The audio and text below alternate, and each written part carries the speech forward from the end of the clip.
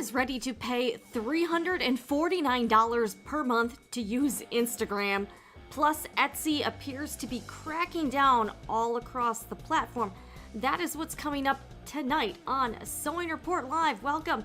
I am Jen. If this is your first time here, every week, Sunday night, 6 p.m. Eastern Time, we talk about the latest in the sewing and crafting world, everything that's going on, stuff that will affect us makers. So we're here to have fun, we're here to chat. If you're watching live or on the replay, welcome, welcome. And a few quick housekeeping rules, just a few things. If you are leaving a chat or a comment, just please be respectful, kind, no bad faith people here. We just want this to be a positive community. Also, no self-promotion, no links, and no politics. But I hope everyone's having a great Mother's Day. Shout out to all the moms out there. And I know, before you ask, Jen, why aren't you with your mom today? We actually celebrated yesterday. I went over to her house and we hung out. We got some takeout, we hung out, and it was a nice time. So happy Mother's Day to everyone out there. And yeah, I hope everyone's doing good tonight. Let me know what's going on, what you guys are doing on this Sunday afternoon. But yeah, so far it's pretty uneventful here. I just got ready for the show, hung out. It's been cool over here. I'm just gonna check a few settings on the live stream. I just wanted to make sure. Okay, cool. And I also want to give a quick shout out tonight, as usual, to the Sewing Report live stream sponsor, which is, of course, the Sewing Report Etsy shop, where you can find fabric, sewing supplies, and handmade gifts. We've got lots of fabric bundles. We've got new sew-in labels, lots of goodies. Maybe this is a good treat yourself kind of thing. If you want to treat yourself for Mother's Day, or if you want to get a gift for your own mom, lots of things. And yeah, we've had quite a few popular items selling out this week. The magic pins are a very popular item. The sew tights, always popular. So you guys are always keeping me busy. With the shop, I package and ship these items myself. So yes, all done myself. This is a one-person operation, and supporting the Sewing Report Etsy shop helps keep me independent. So this is independent media. We talk about some topics that can be kind of taboo for the industry, but always a fun time here.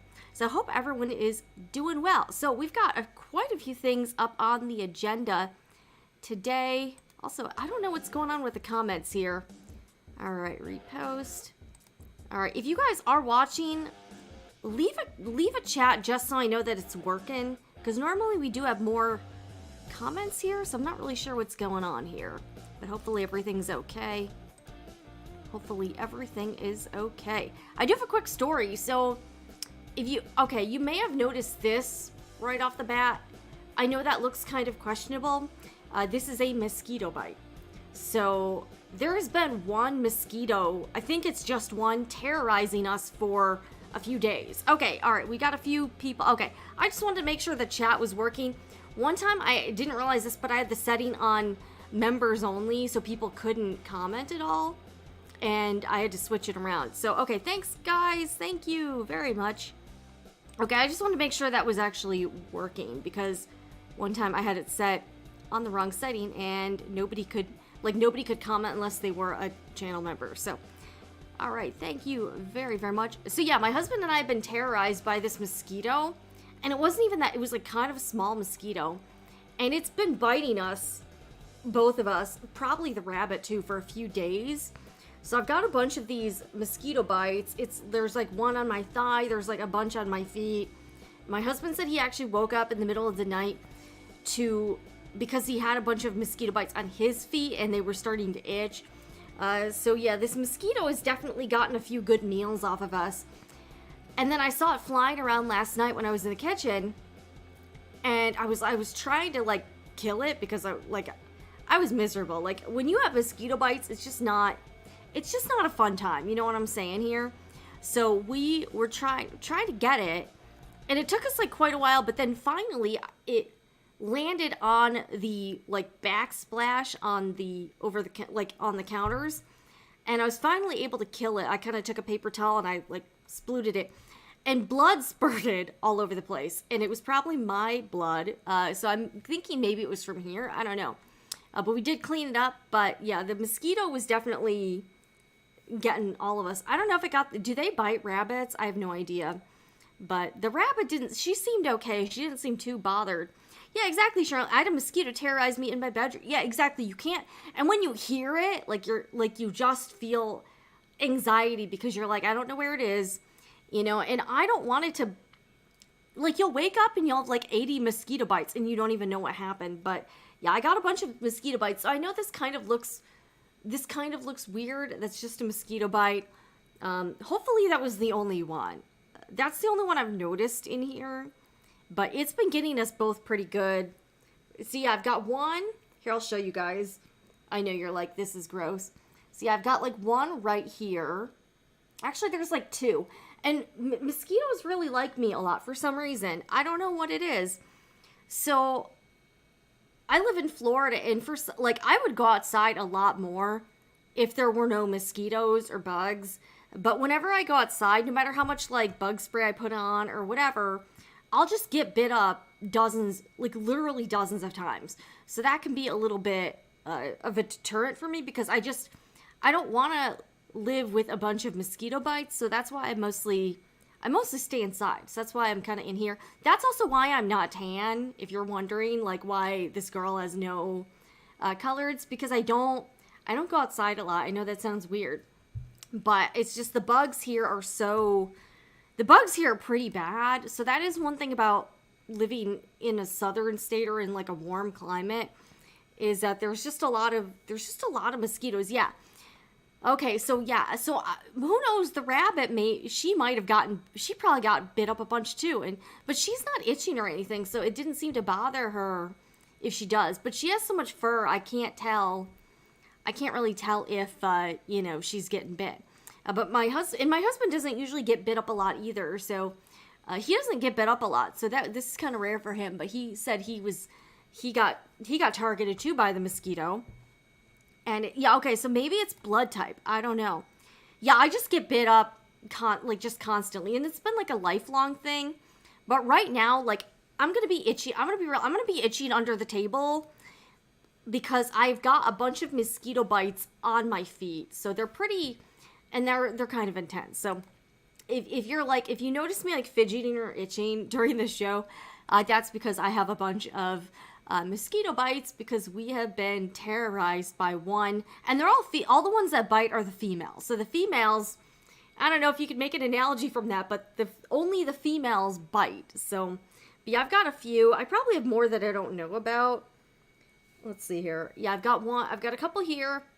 I've got this one right here, and then I've got like a bunch on my feet. So it's not been a fun time the last few days. So yeah, that's been kind of interesting. Okay, so we got to talk about this because this is just totally insane, and I don't know what Meta is thinking. I'm not super surprised. And at first when I saw people post about this, I was like, this can't be real, right? This has got to be like satire or, maybe like, fake news. I don't know. But guys, it's real. Like this is actually real. So I'm shocked, but this is going to change Instagram permanently. And that's why I wanted to talk about this. Even if you personally don't really care that much about your own account getting reach on Instagram, if you use Instagram, this is going to affect all users because you're going to start seeing drastically different content. Okay, so here's what I'm talking about. There's this thing called Meta Verified. Now this, if you're not familiar, Meta owns both Facebook and Instagram. And it was originally just Facebook, which it was started by Mark Zuckerberg. And then they actually bought Instagram.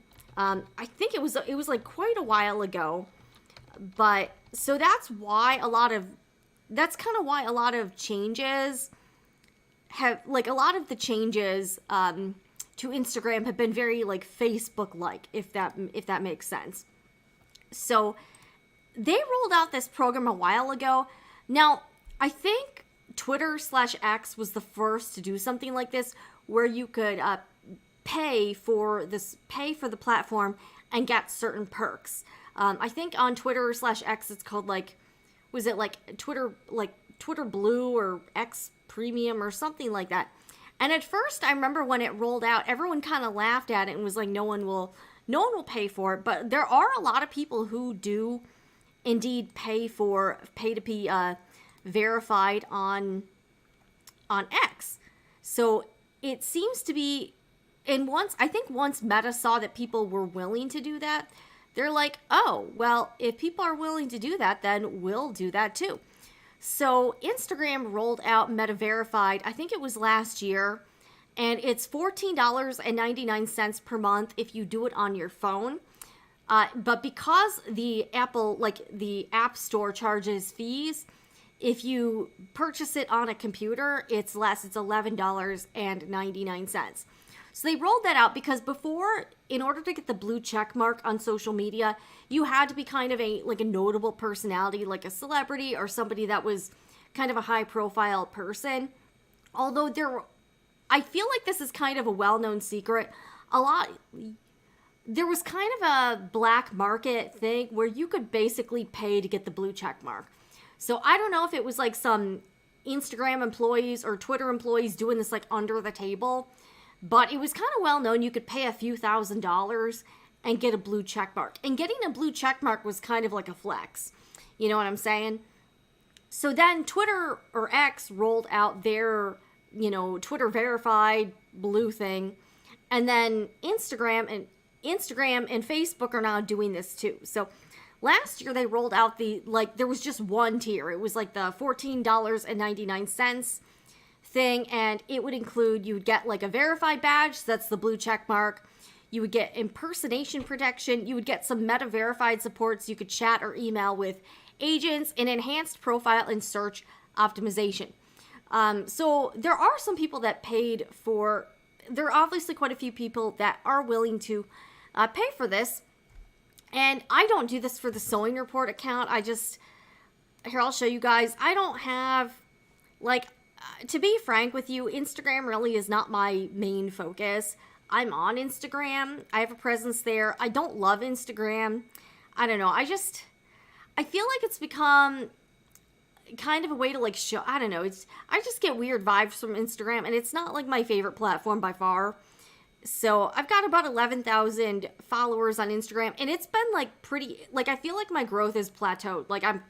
In the past 2 years, I've gotten not a lot of new followers. Again, I don't post constantly there, and it seems like you do have to post a ton of reels over on Instagram to get any sort of traffic there, really. I don't love TikTok either. So because, and again, I don't generate any income from Instagram really, so I didn't feel that paying the $14.99 a month would really be beneficial to get the check mark or do any of that. So I was like, whatever. So I don't pay for the verified. I'm not at the level where people are trying to impersonate me or anything, so there's really no reason to do it. I think maybe if I had 100,000 followers or something, maybe I would consider it, just for more protection and to get some customer service. But there are a lot of people that do pay for Meta Verified. But here's the thing. So that, I was like, I don't know if they're just greedy or if they think that they can just, I honestly don't know what the reasoning is behind this new strategy. But Meta is rolling out several more pricing tiers with different features for users. And this is going to be available. It looks like it's available for both Instagram and Facebook. So here are the tiers. And I was just I cannot believe how expensive this is. I was I even thought the $14.99 was I was I don't know. I'm pretty price sensitive. I'm a small one-person business, so I just didn't really think it was worth it to me. But these other prices, I'm just get out of town. I just don't understand this. So let's look at the tiers here. Let's see. So, all right, I got to cough real quick.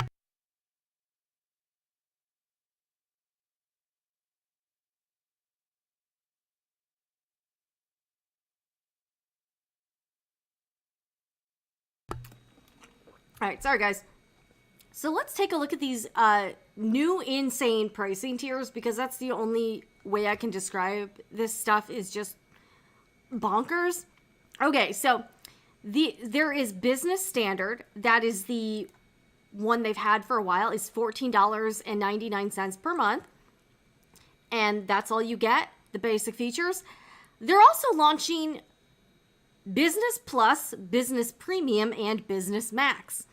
Now, the prices for all of these tiers say they're introductory prices, so I'm not sure if this is just for like the first month, or maybe this is like a kind of like a permit. I don't know how long these prices are in effect, but you can see they've got like a regular price that's X'd out, and then they've got the introductory offer. So I'm not exactly sure if that means, okay, so it says the offer is available for new subscribers. Okay, so that's your price for just the first 12 months. Oh my gosh.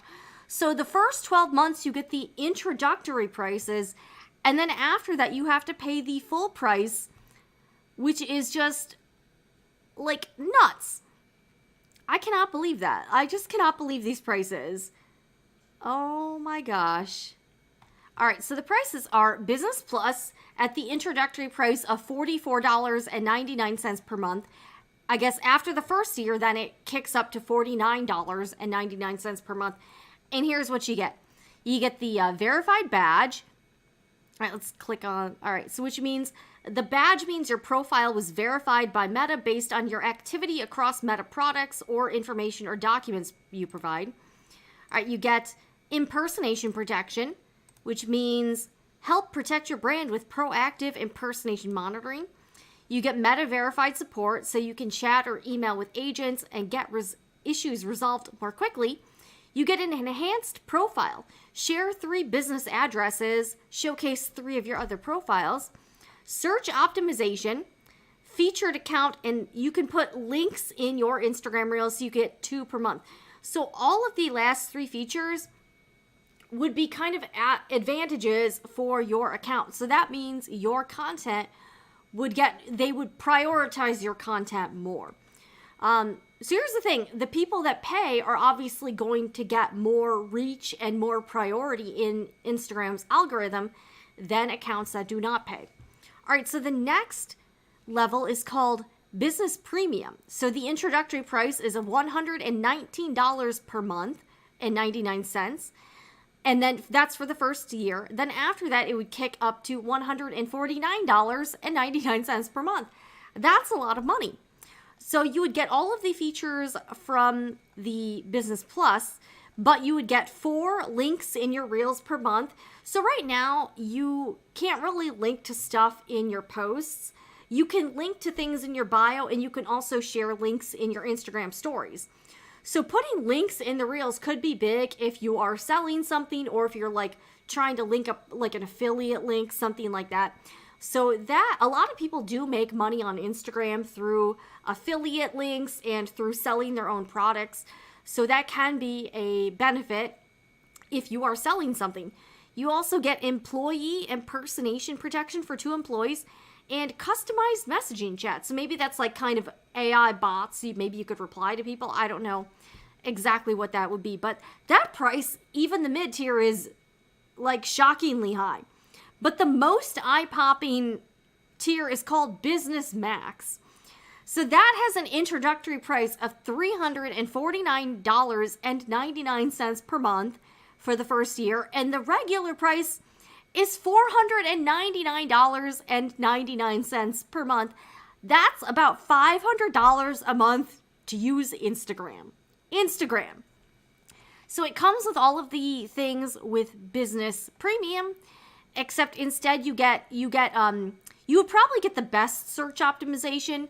You can see like with the, you can see the difference between Plus, Premium, and Max. You get featured account for the Plus, but you get more featured with the Premium and most featured with the Business Max. So if you do pay for Business Max, Instagram is saying, we will make you the highest priority on the platform.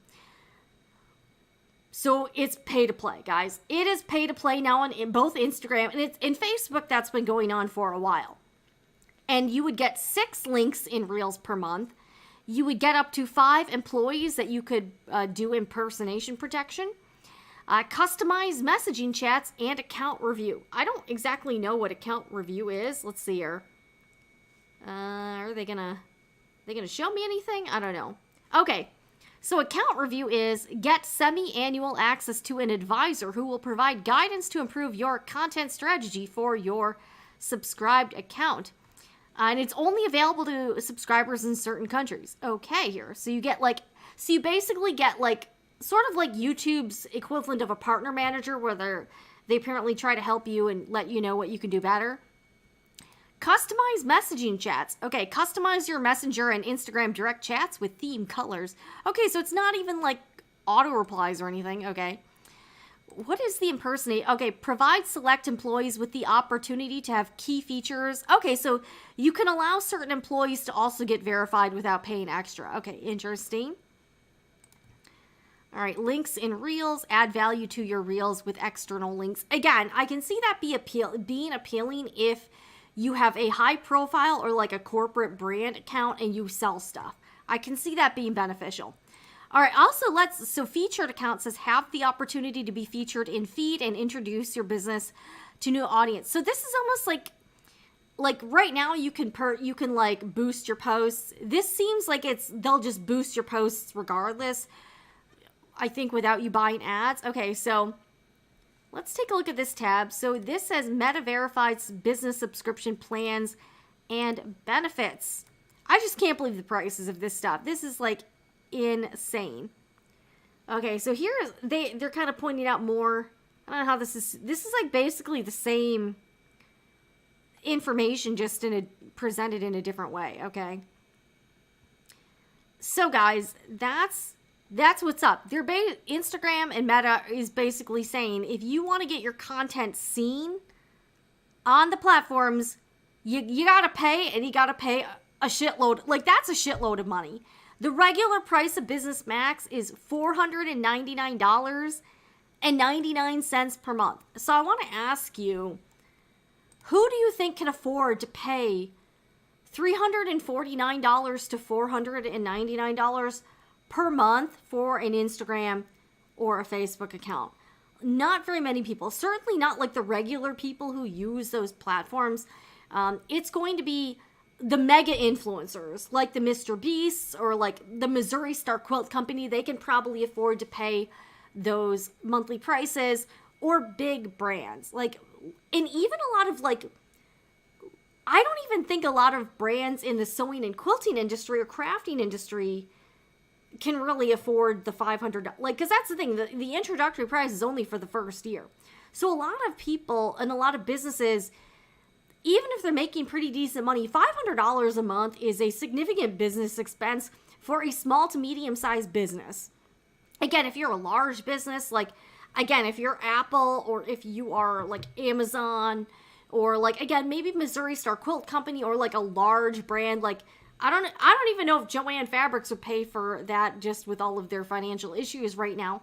I don't know if that's an expense they would take on, but that is a lot of money. And here's the thing. Even if you're like, well, Jen, I don't really care because, I don't care if my content gets seen, whatever. Here's the thing. That is going to fundamentally change how you use these apps, Facebook and Instagram, because you are going to be seen. So your feed is going to be filled with the accounts who can afford to pay these prices. So and again, you're going to see the most content from the accounts that are paying the $500 a month plan, because they've already laid out that they are going to prioritize and give the highest priority to content from those accounts. So just think to yourself, which accounts can afford $500 a month as a business expense? You're going to be bombarded with their content. So again, you're going to see less content from like people like me or people like your friends who are just posting stuff for fun. And you're going to be seeing more and more and more content from big brands and mega influencers. So if that's something you're cool with, awesome. If that's something you're kind of like about, like, I'm not super thrilled about that either, because I like seeing content from just regular people like us normies. I don't necessarily want to see all corporate content. It's going to be mostly like ads. It's going to be mostly ads and marketing.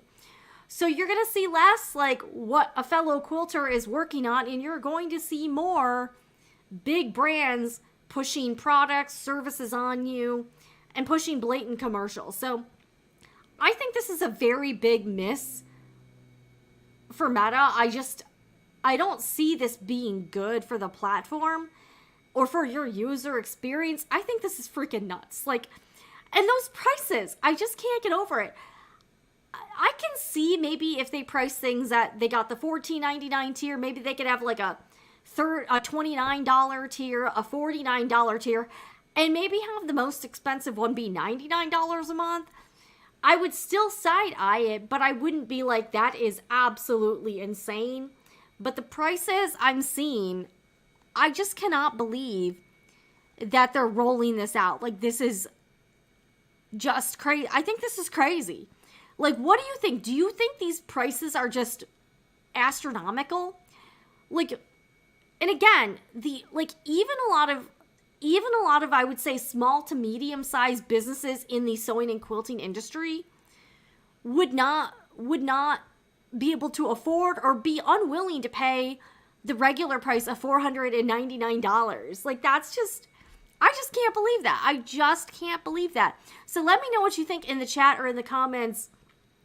Do you think this is insane? Yes or no? And maybe we should do a poll on YouTube. Yeah, let's do a poll on YouTube. I feel like we should do that. Because I'm not sure what should the poll be. Like, maybe I feel like the poll should be something about the user, like maybe like the user experience or something like that, because that's the thing. That's going to fundamentally change our user experience on Instagram, even if you really don't care about your own posts being seen. I just think this is going to be a huge detriment to the platform, and I think it's going to turn it, like, it's already kind of turning to crap as it is. A lot of us are having trouble with reach on Instagram.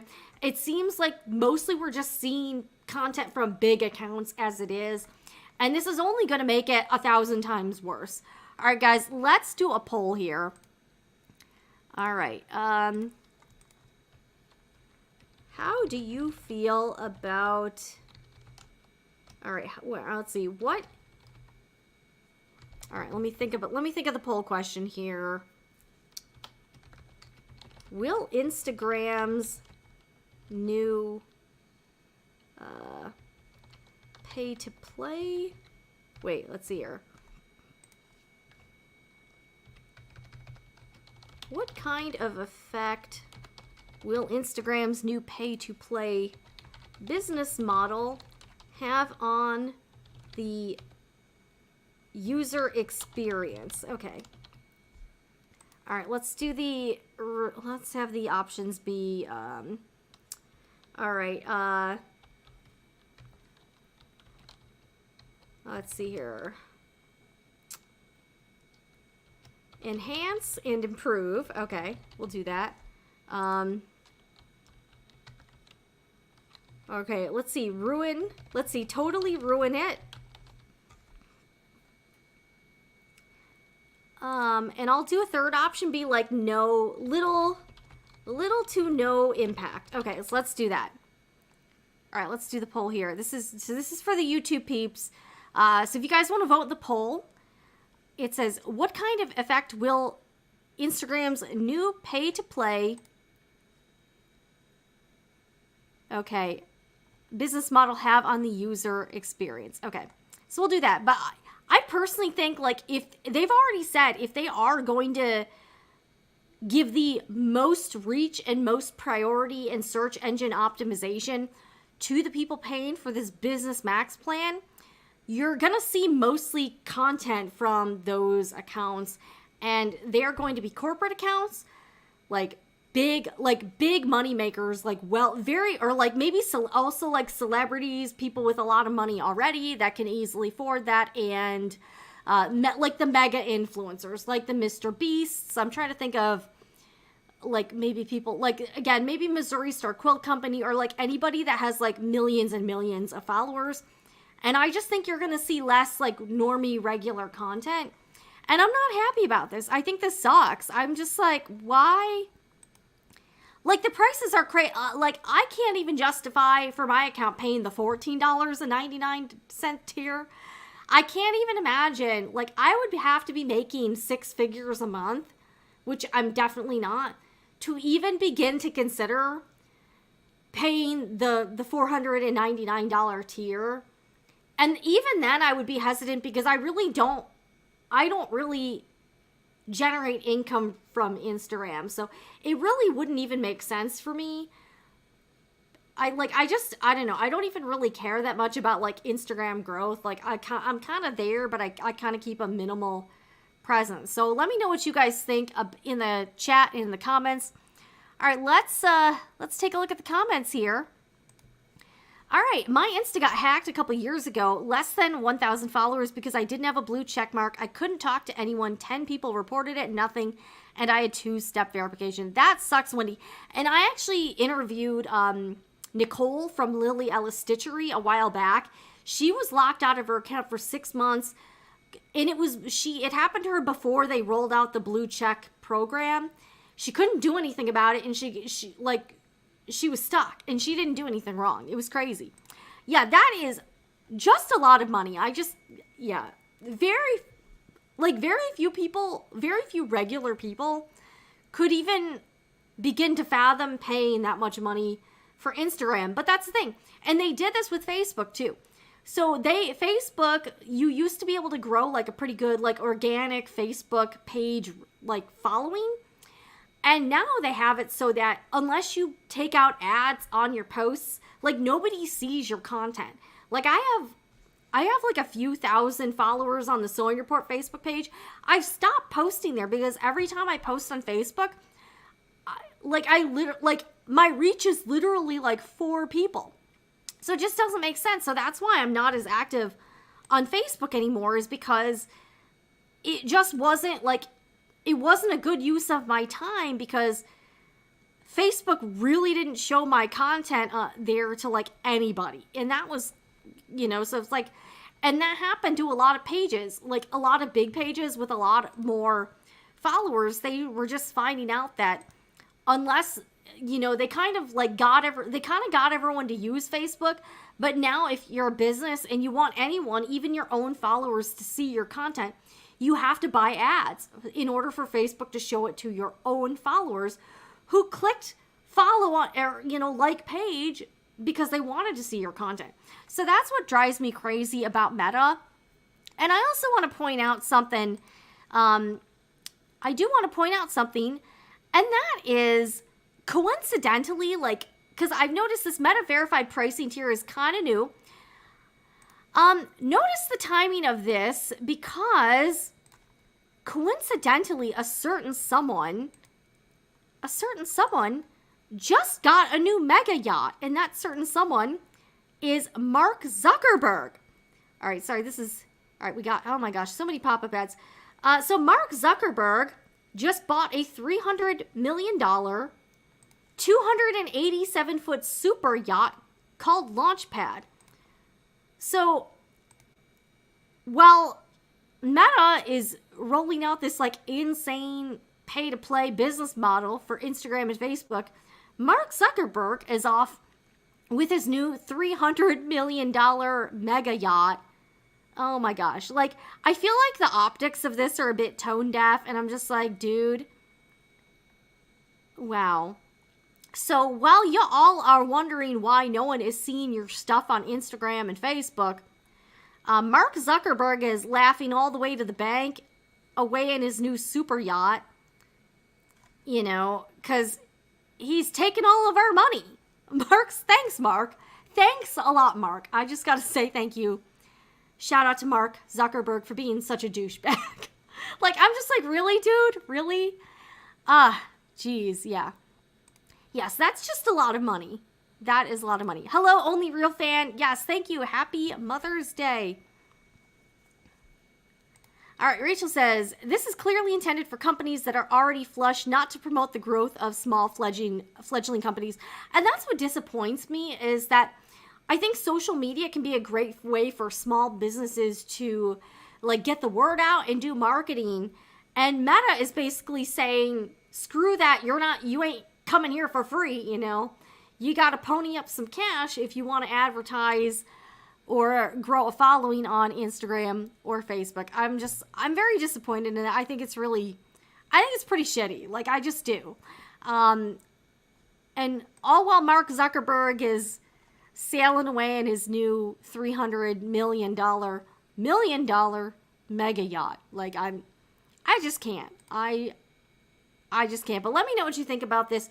Let's look at the poll too. Okay, so far, no one has voted that the new pay-to-play business model will enhance their user experience. All right, let's see. I gotta refresh the screen here.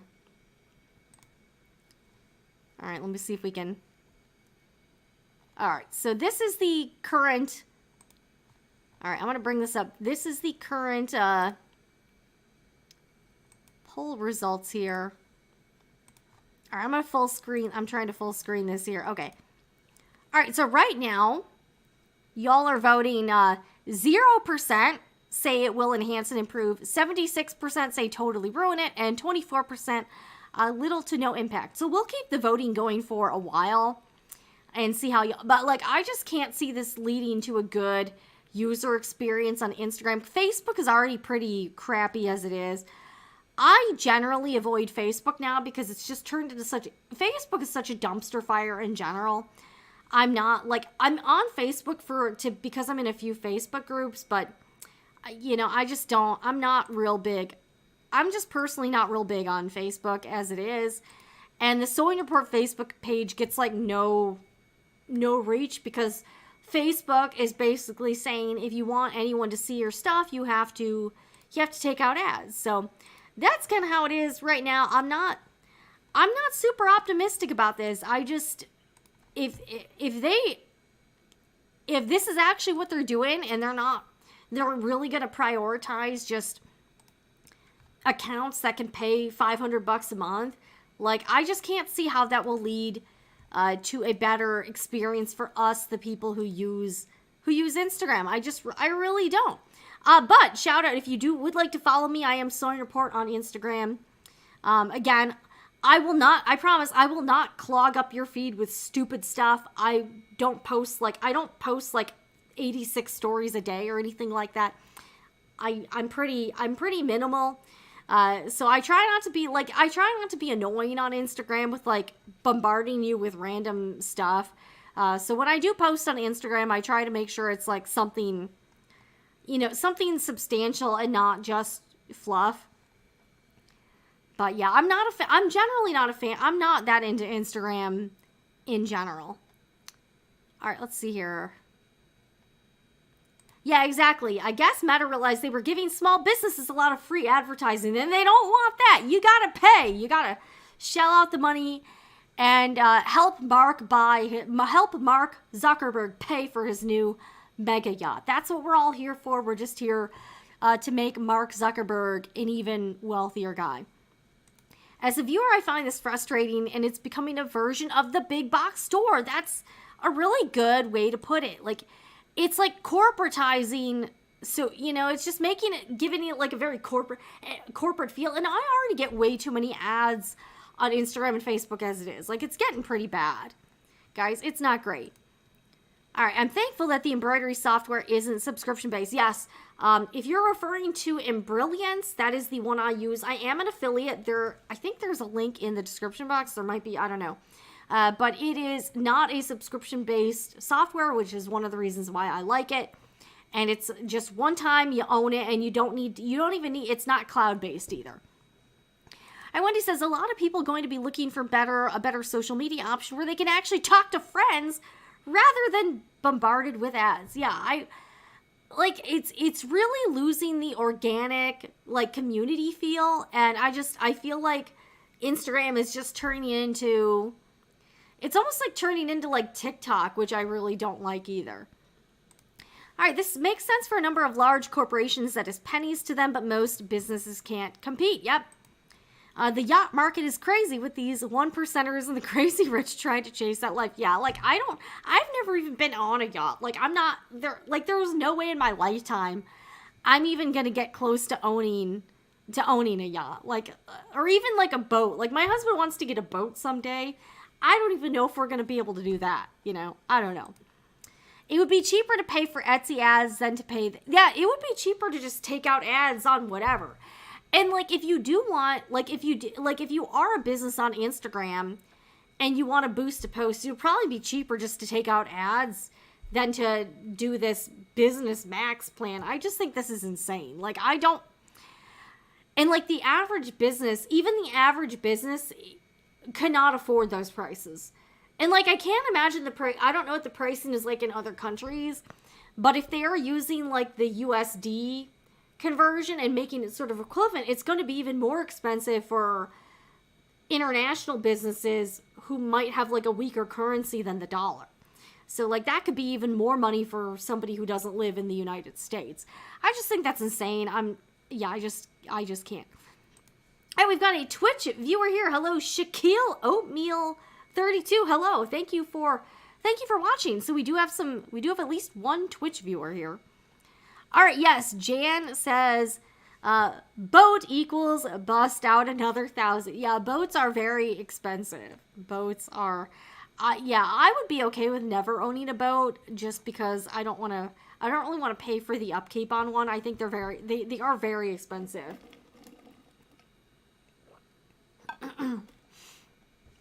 Yeah, boats are ridiculously expensive.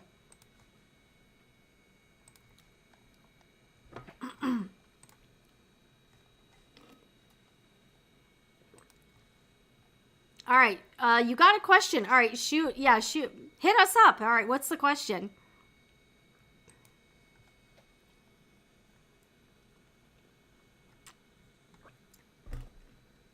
Okay, Shaquille, I appreciate the question. I don't think this is probably the right place for this. This is like a sewing and crafting news and industry live stream. Maybe if someone in the chat wants to help you out, though. We do have a lot of female viewers here at the Sewing Report. Oh, that's all right. Hey, that's okay. That's okay. You know, hey, recently broke up with a girl. Hey, I appreciate the engagement, Shaquille. That's cool. It's a little off topic, but hey, you know what? I do say you can ask me anything. Recently broke up with a girl and starting to have a really hard time with it. How do I know if I made the right decision? I don't know how old you are, Shaquille. I would say this, though. I wouldn't second guess yourself. You probably had a reason why you broke up with her. And, you know, I guess, are we turning into like Loveline or something? I don't know. But I would say stick with your gut. If your intuition is saying I shouldn't be with this girl, then you shouldn't be with her. I wouldn't go back and forth and flip-flop. I just wouldn't. Yeah, just if you're gonna make a decision, own it and move on.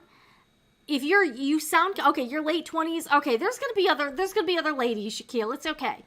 It's good. There's gonna be other ladies out there, especially if you don't have if there's something you fundamentally don't have in common, like values or lifestyle, or like how you see the world. Then that's probably not gonna be a very good. You're probably not gonna be very compatible. So. I don't know. I'm not a relationship. I have been married for 15 years. It's hard. I'm over 40, so I'm middle-aged. But, you know, I think if you broke up with her for a reason, then you obviously had a reason. Okay. If anyone else would like to chime in, feel free to weigh in. But, yeah, if you broke up with her and you felt like there was something that made you guys incompatible, then, I mean, that's that, you know, but there's other people out there, you know, and you're still young, so you got plenty of time. So I would say if, she was really nice. Okay. So why did you break up with her? Like, what was, like, if you can, you know, you don't have to get too, you know, if the details are a little personal, you don't have to do that. But if there was a, you know, if there was like a substantial reason for the breakup, then I would just say, I know it's tough right now, but stick it out. You will be okay. You'll be okay. And I think it would help maybe get out and do something, hang out with some friends, go someplace in real life so you can meet some new people. But there are plenty of people out there. So I would say don't keep over analyzing things. If you had a reason for the breakup, then you need to stand firm in the decision. I know. Hey, we can answer all kinds of questions here at Sewing Report Live. All right, so no real substantial reason, just wasn't really feeling it and going along with my gut. Okay, then I would say don't. Here's the thing. All right, and this is, again, I know this is totally off topic, but one thing you should do is not make it a clean break. You don't need to, like, keep talking to them. You don't need to be friends with them, or, like, because then you're going to kind of fall back into it. So if you break up with a person, really break it off. You know, don't keep talking to them or drunk dialing or anything like that. You need to actually cut it off and not have any further contact with them. You know, unfriend them on social media, stop following them. Just, you know, move on with your life and sort of act like they don't exist.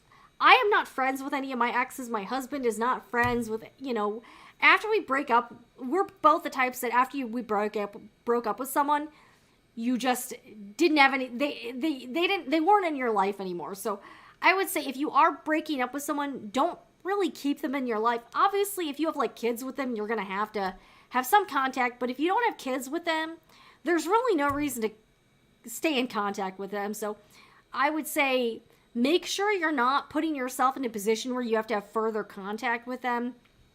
Yeah, it really sounds like you're just not into this girl, and that's fine, you know? That's fine. I would say, yeah. All right, we got some advice from Rachel here. Even when it's the right decision, a breakup will make a good person feel at least a little bit like garbage if they're the one doing the breaking. That's true.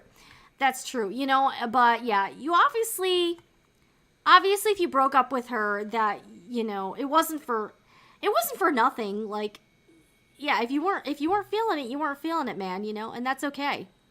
There are other fish in the sea thing really is true. I know right now it seems like it's your whole world, but in hindsight, you're not even going to really remember this person. They're going to be like a faint memory. So I'm old, and that's my experience. Like, you really don't think about people in the past. You really don't. So, yeah, I would say move on with your life. Try to meet some new people. It'll be okay, Shaquille. Thank you for stopping over here. I appreciate that. Yes, thank you, Jan. Hey, you know what? He asked a question. You know, it's like lost Redditors, but, you know, hey, it's cool. It's cool over here. All right, Warpaint says, even Etsy can force users that make X amount to automatically roll in the suggested ads. Yep, that is true. That's true. But Shaquille, good luck with you. Stay strong. Don't call her. Don't call. Don't text. Put some distance between yourself and her, you know. Just do that. Do that. I hate being forced to be part of ads on Etsy when the moment I made enough, my sales tanked. Ooh. Well, that's rough. That's really rough. Yes, this is good. People that stay in bad relationships end up bitter. Sometimes it's better to call it quits. Yep, I would agree. Like, yeah.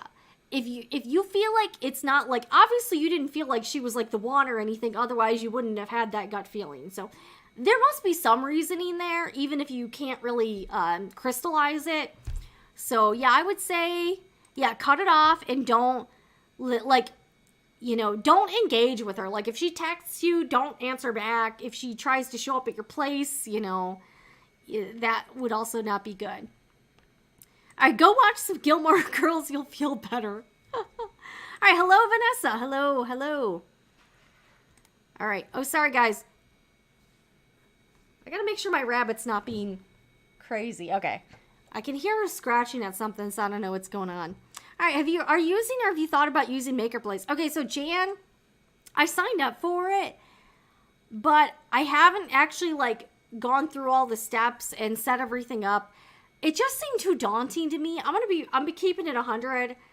I was just like, it just seemed like a lot of work, and it seems like there's not that many people using that platform. So that's why I'm personally like, I just haven't had the motivation to give it a go. If anyone else has some experience with using MakerPlace, let us know in the comments. Let us know in the comments. It's okay, Chenille. It's okay. Hey, I appreciate the viewership here. I appreciate the viewership. But yeah, I would say put some distance, get some distance. You'll have a clearer head. Don't go back. Don't go back, you know. Yeah, no problem. No problem. And if you are interested in learning to sew, I have a main channel on this called the Sewing Report. If you want to maybe get a new hobby and take your mind off of things, you can also try some crafting. I will say, if you want to try to go to like a sewing or a quilting class, the male to female ratio is probably going to be in your favor. I'm just going to put that out there. So maybe that's something you could try out.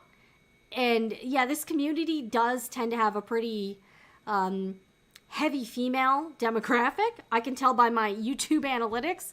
So if you are looking for something new in your life, maybe you could give sewing a chance. I've got a lot of videos over on the Sewing Report, so I would encourage you to, you know, if that's something, if you're looking for something new, maybe pick up a new hobby, take a class, you know, watch some TV. All right, guys, I gotta be right back. I'm gonna check on the rabbit because I think she might be.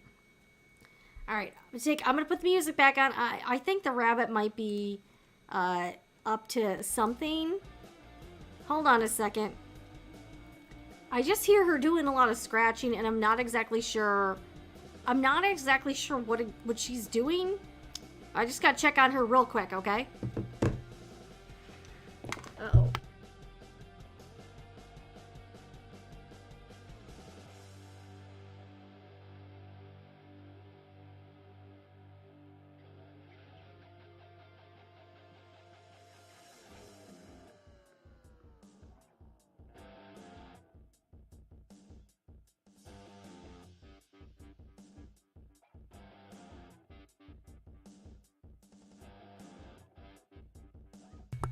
Okay, so I'm back. She actually is scratching in a place she's allowed. She's being okay. She has a big box of hay, and she's just in there scratching around in the hay. I thought she was scratching something else. Sometimes you never know with these rabbits. Like, they're kind of wild cards. But she's doing what she's supposed to be doing, so sometimes you don't know. I don't know with her. She's a little bit unpredictable. All right, sorry about the interruption there. All right, let's see what else is going on here. All right, hello, Lisa. Hello. We are talking about social media tonight. Denise, this is a good idea for Shaquille. I would suggest adopting a pet if that works for the situation. So that could be good. Okay, we got some advice from Aneri. Block and delete their phone. Yes, do that.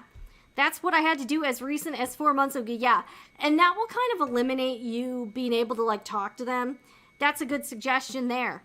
Okay, already did that. Okay, cool. And yeah, unfollow or block them on social media so you don't have to like look at their stuff. Just kind of disentangle yourself. You don't want to get caught up in drama or anything like that. Oh yes, happy Mother's Day to everyone. All right, good job. I mean, it sounds like you really don't want to be with her, so I wouldn't worry too much. And what? Okay, really having a tough time. I guess at what point should I reconsider? You know, I don't know.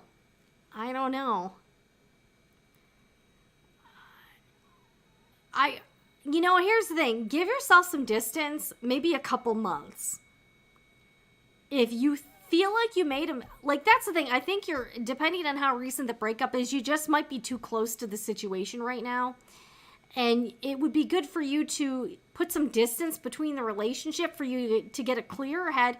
Also, I'm assuming you're a guy. Talk to some male friends. Get together with them. Again, you'll be less lonely, and they can maybe talk to you more in depth on the situation and maybe offer you some guidance. I would recommend get some guy friends who are married or in a healthy relationship.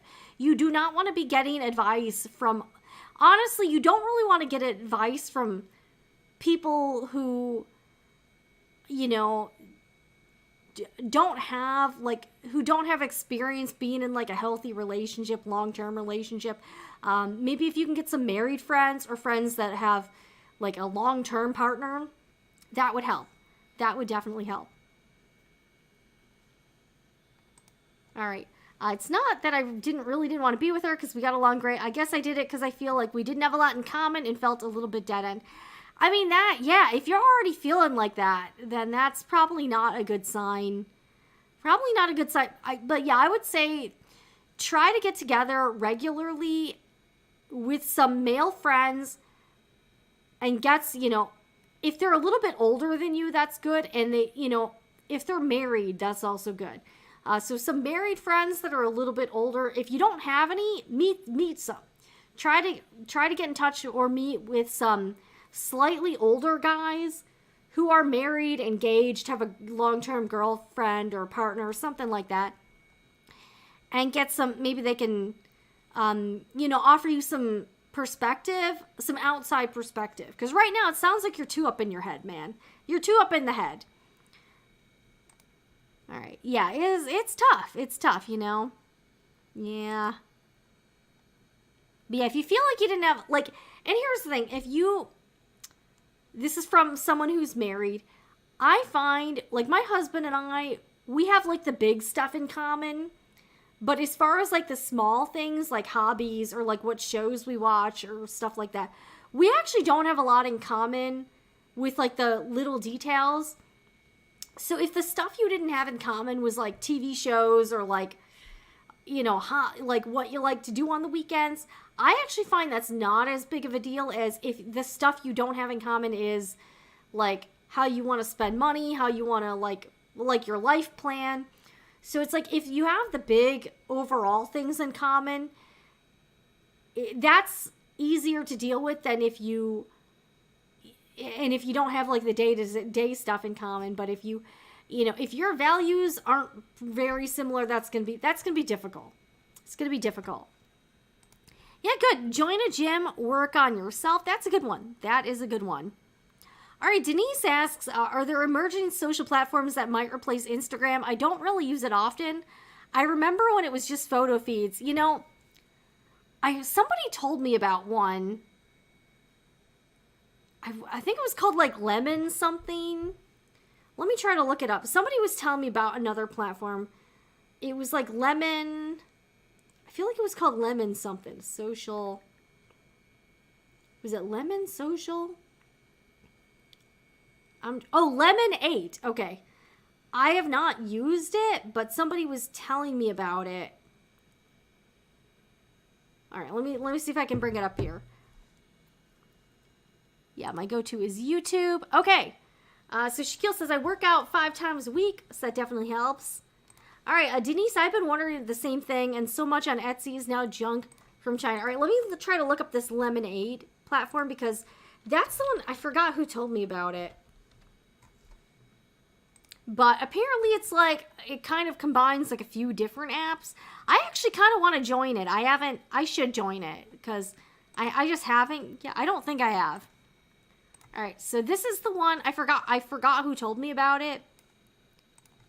But maybe this could be sort of an alternative. So it's called Lemon 8, the number 8. So yeah, so this is what I kind of want to check it out, because it does look sort of cool. And it looks more conducive to crafty and creative stuff, you know what I'm saying? So I actually think this looks kind of cool. Hopefully you don't have to pay $500 a month to get your content seen. I don't know. But yeah, I feel like Instagram and TikTok have just become a real letdown lately. I don't know. All right, married 40 years. I can agree with you, Jen. Money is number one problem. How do you want to raise kids? Do you want to have kids? Religion, get all of that stuff online. All of the other stuff is extra. Yeah, I agree with Carmen. If you have like the big picture stuff in common, it doesn't matter if like you like Chinese food and she likes, you know, Mexican food. You know what I mean? Like that stuff is like whatever. Although one thing I would say does affect your day-to-day life, it's going to be difficult if you have drastically different preferences for the thermostat, which might not seem like a big deal, but it really is. So, like, my husband and I have generally the same preferences for what are, like, comfort level with temperatures. But if he liked it to be 66 and I liked it to be 80 degrees, that's going to be a constant problem. So there are some things you don't have in common that can be a daily, like a big issue. But yeah, the thermostat is actually a big one that a lot of people don't really think about. All right, I miss Craftster. I don't even know what Craftster is. Okay, Jan, I am on TikTok. I am Sewing Room on TikTok because I have Sewing Report, but I got locked out of that one, so I am on TikTok. Again, it's sort of the same thing. I don't really like it very much. I post there occasionally, and it's kind of a crapshoot. Yeah, the thermostat is like that's a big one for relationships, and that's something that people don't really. I don't think people put enough thought into that particular aspect at all. Yeah, the thermostat's a big one for sure. All right, so Shaquille, I hope that helped you. I know this is like a very random place, but hey, we do have a bunch of people in here, and we have a lot of, we tend to get a lot of ladies in here, so hey, hey, if we can help, we can help. I appreciate you tuning in from Twitch. All right, what's this? Okay, it says, oh, Crazy Lamp Lady has just started a craft handmade district platform. Not big, but she has really growing. I'll have to check into that. What exactly is that? I haven't really heard about that. Who's Crazy Lamp Lady? I don't even know what that is. Am I out of the loop on that? Crazy Lamp Lady. Okay, oh, okay, looks like it's a YouTuber. That's cool. I will definitely check that out if she has like her own platform or something. Okay. Yeah, this is the first time you know what, that's the funny thing is too, I'm discovering you discover like a new cool content creator like every day. It happens so often.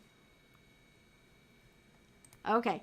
Denise says, lastly, I'll say you have to be happy with yourself first before you can be happy with others. Yes, you got to get your own self together before you can, have a healthy relationship. I think that's really, anyway, Shaquille, I hope you got some good insight here. This is like a mostly female show here. We do occasionally get some guys here, not a ton though. Craftster was an online community for crafting and do-it-yourself enthusiasts. That sounds cool. Users posted pictures of craft projects and others commented. Well, and that's another thing is that I've covered Backstitch here, the Backstitch web app. And I do feel like that could be like sort of a good alternative as well. If you haven't joined Backstitch, there is a place for like community and sharing projects without some of the pressures of like the social media algorithm. So that could be another good alternative as well. Yeah, I guess Craftster is like different than Craftsy. Let me look it up here.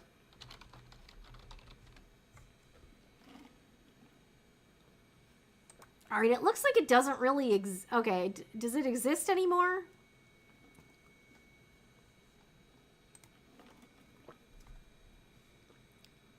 All right, yeah, it looks like it got bought out by another website or something. So it looks like it's not a thing anymore. Okay. So it ended in 2019. Yeah, I didn't really know about that one.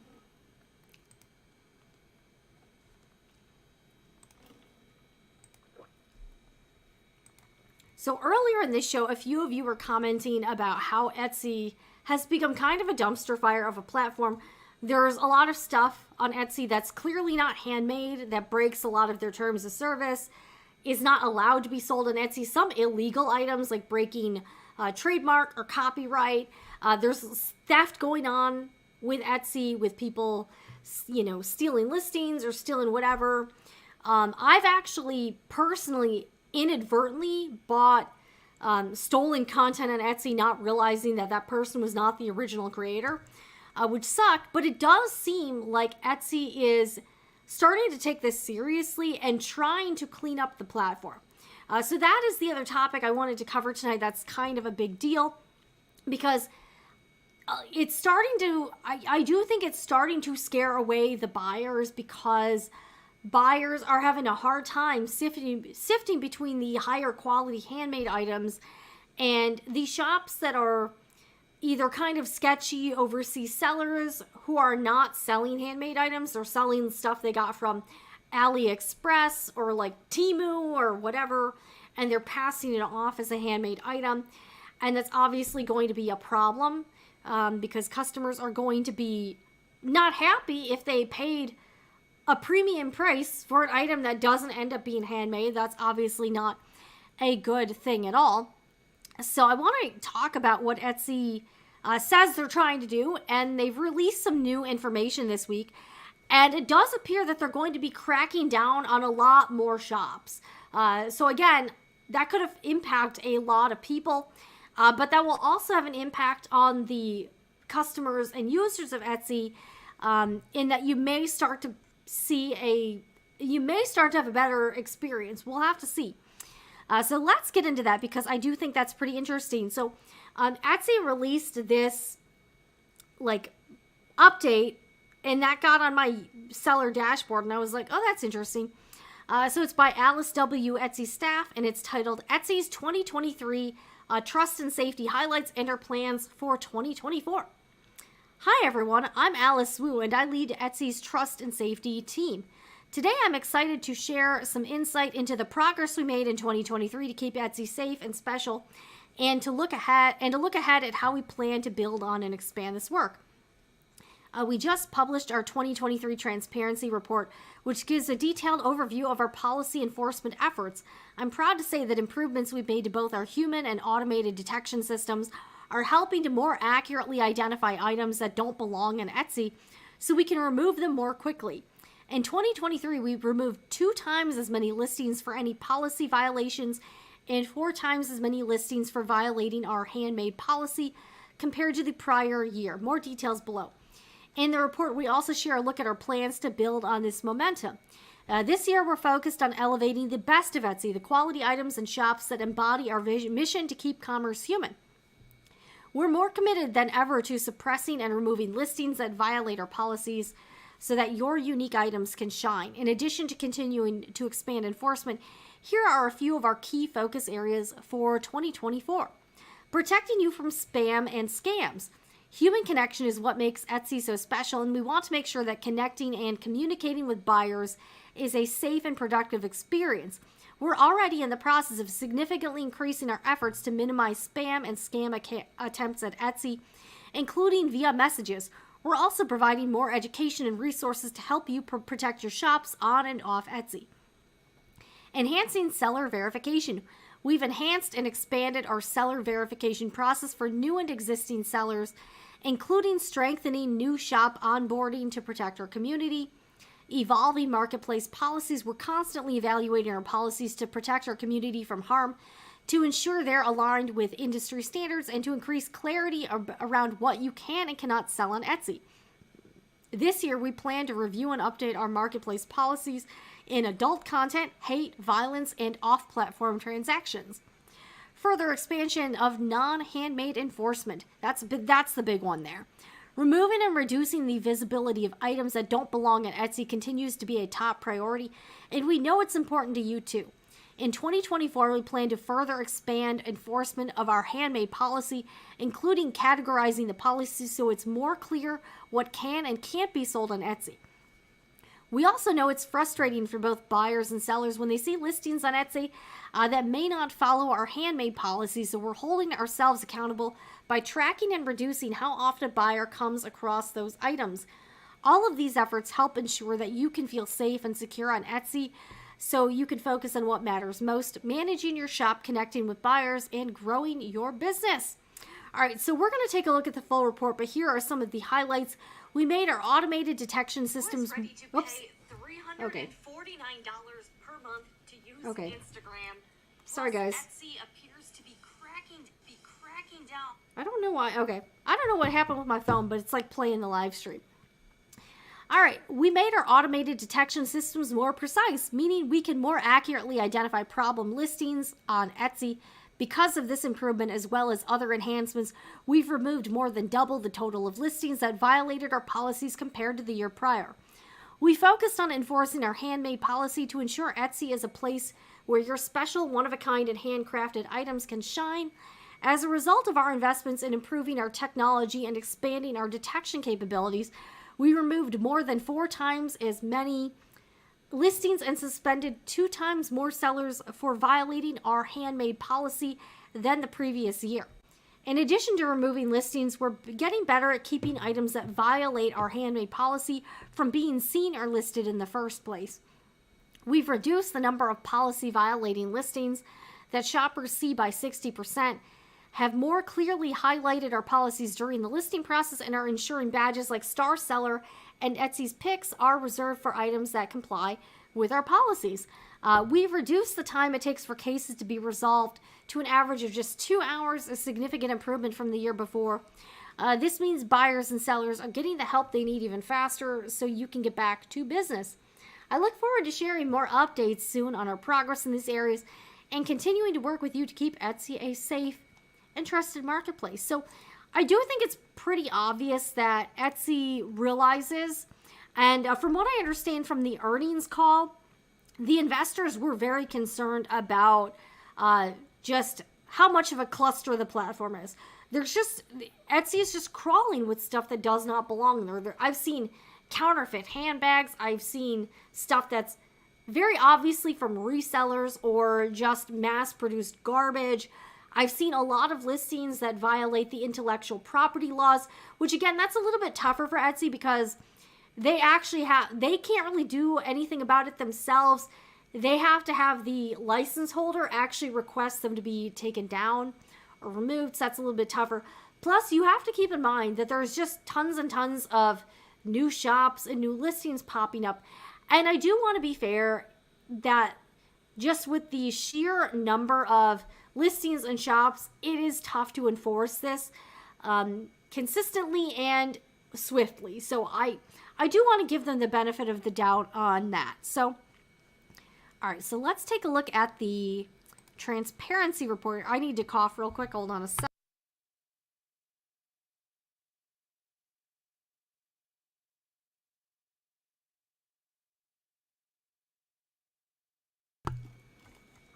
All right, so this is their transparency report. Let me see if I can blow this up a little bit here so it's a little easier to read. So let's take a look at it. Actually, I'll make it a little bit bigger. So I actually do think this is promising. And the thing is to remember too is that as Etsy takes down a lot of these bad shops and bad listings, there's more popping up. So it's almost like they're playing a game of whack-a-mole with trying to just get rid of all the garbage, but there's more garbage that keeps popping up. So I do want to give them, some leeway in that.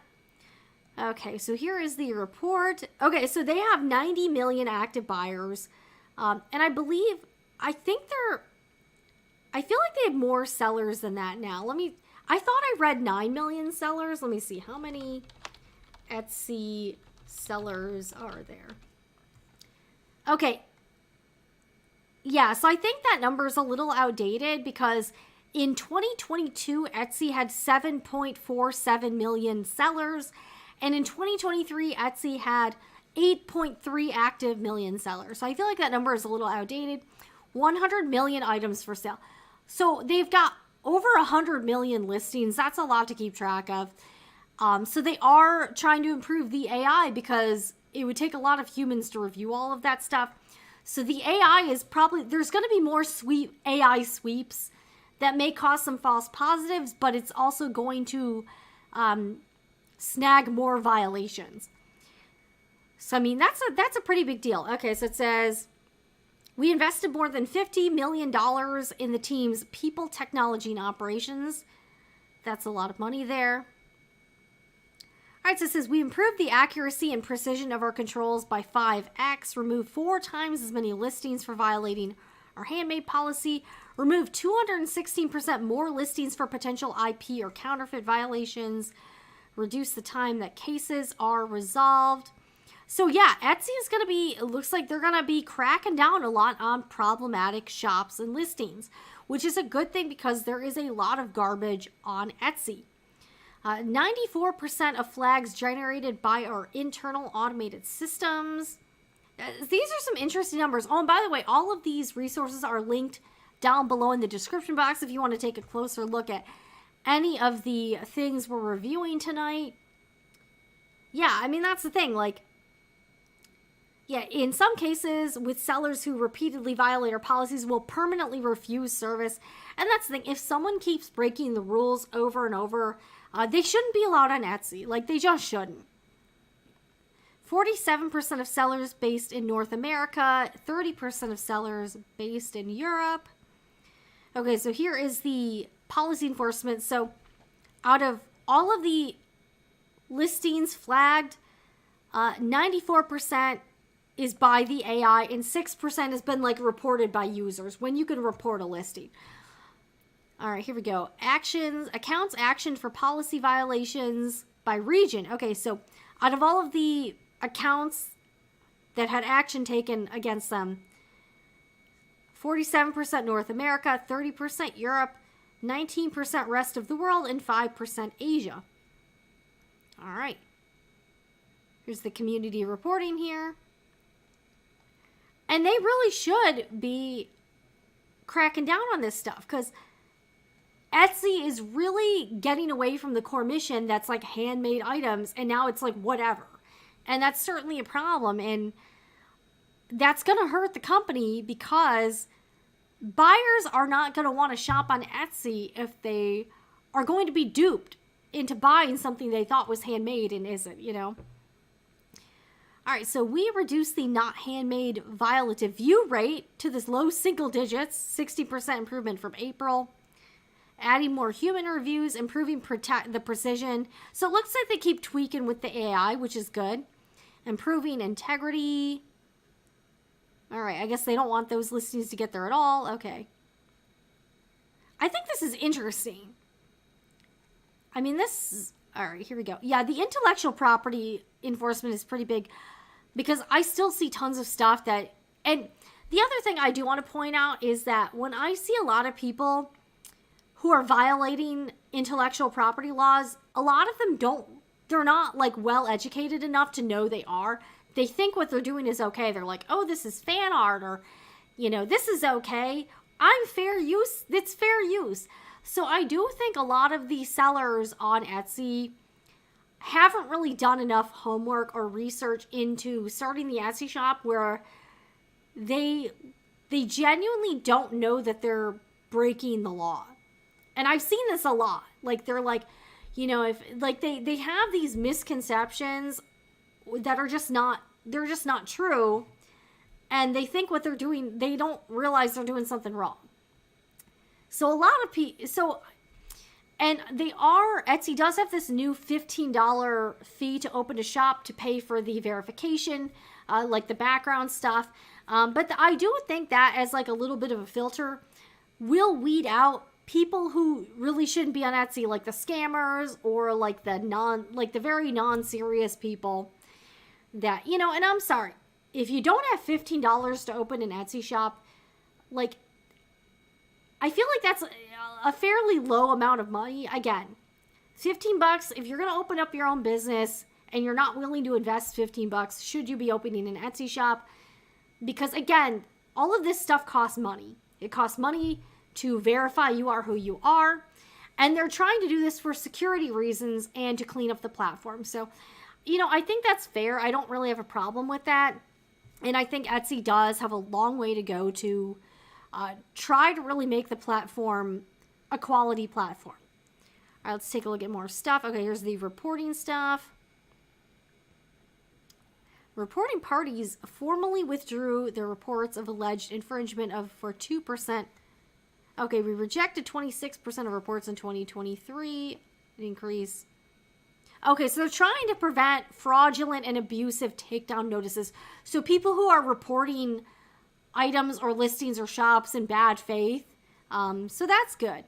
Etsy may reject a report of infringement if we're unable to verify that the person submitting the report is authorized to act on behalf of the intellectual property owner. Which, yeah, there can be some fake, fraudulent reports. When the description of the intellectual property is insufficient or when the report otherwise fails to comply with Etsy requirements. Okay, that's interesting. That is interesting. In 2023, sellers filed counter notices for 9% of copyright infringement reports. Okay. So here's the intellectual property takedowns. Okay, so 61% were for copyright, 37% for trademark, 1% for patent, and 2% for other. I wonder what the other is. I don't know. All right, here's by region. I'm surprised Asia isn't more of the pie, just with all of the overseas shops I'm seeing on there. I'm actually kind of surprised it's not more. All right, they're focusing on product safety. But yeah, I think this report's pretty interesting. Resolving order issues. So here's one thing I have with, I do hope Etsy deals more with the problem buyers. It seems right now like Etsy is very biased towards the buyers when they open a case to try to return stuff or try to get a refund. And I do think Etsy should do more due diligence and try to make the policies a bit more friendly to sellers because it's very possible right now for buyers to scam the sellers. It can go either way. Yeah, I do think that, I think Etsy should actually ban problem buyers. If you have a history of doing this kind of thing or trying to get refunds for no reason or trying to scam sellers, I think you should be booted from the platform. I also think that Etsy should, again, I know this costs more money and requires more resources, but I don't think customers generally should be able to just return an item for whatever reason, especially when the shop has a no return policy. I know that's a bit difficult because I believe in the EU,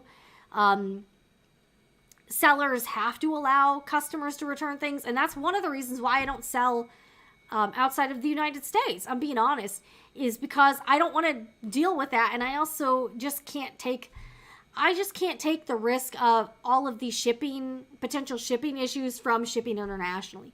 So that's why I only sell within the United States. All right, requests for member information or action. So I think this is promising overall. And I do hope Etsy improves. Message safety warning. Okay, looking ahead. All right, so looking ahead. So it says Etsy's marketplace continues to expand globally, and we're operating in an increasingly complex, adversarial, and regulated environment. We'll continue to invest heavily in the people, systems, and technology to keep our marketplace safe and special in our mission to keep commerce human. This year, we'll continue to amplify Etsy's efforts to uplift quality listings and provide quality user experiences. We'll focus on suppressing and removing problematic and policy-violating content to ensure the best of what Etsy sellers have to offer can shine. In addition to expanding on the 2023 efforts outlined in this report, our key focus areas in 2024 include enhancing seller verification. We are enhancing and expanding our seller verification process for new and existing sellers because we recognize that knowing who our sellers are is foundational to promoting trust and supporting positive buying and selling experiences. Evolving marketplace policies. Right, we kind of talked about that. Also, yeah, the AI products and content is going to be a big thing right now. So that's going to be I think the AI stuff is going to be a big topic this year, is like AI generated art, AI generated like listing photos and images, AI generated products. Like we're kind of reaching like kind of a new frontier with that. Strengthening policy enforcement, reducing the not handmade violative. I've never heard the VVR, the violative view rate. That's interesting. Protecting our users from spam and scam. All right. Also, you can contact press@etsy.com. So what do you guys think about that report and the update from Etsy that they are trying to clean up the platform, remove all the bad eggs, and, you know, just make the platform better for everyone? I think that's good. All right, let's take a look at some of the comments here. We got a lot of comments. Remember Regretsy? Ooh, I don't, actually. With some of the horror stories from Ravelry, I'm hesitant about other social platforms. Etsy, why did you hide my favorite stores? I need to go into personal to find them. My favorites disappeared. Ooh, I did not know that. I have only used Etsy shops that I've used for years. Because of the stolen goods, I don't shop new stores. That's interesting, Carmen. That's interesting.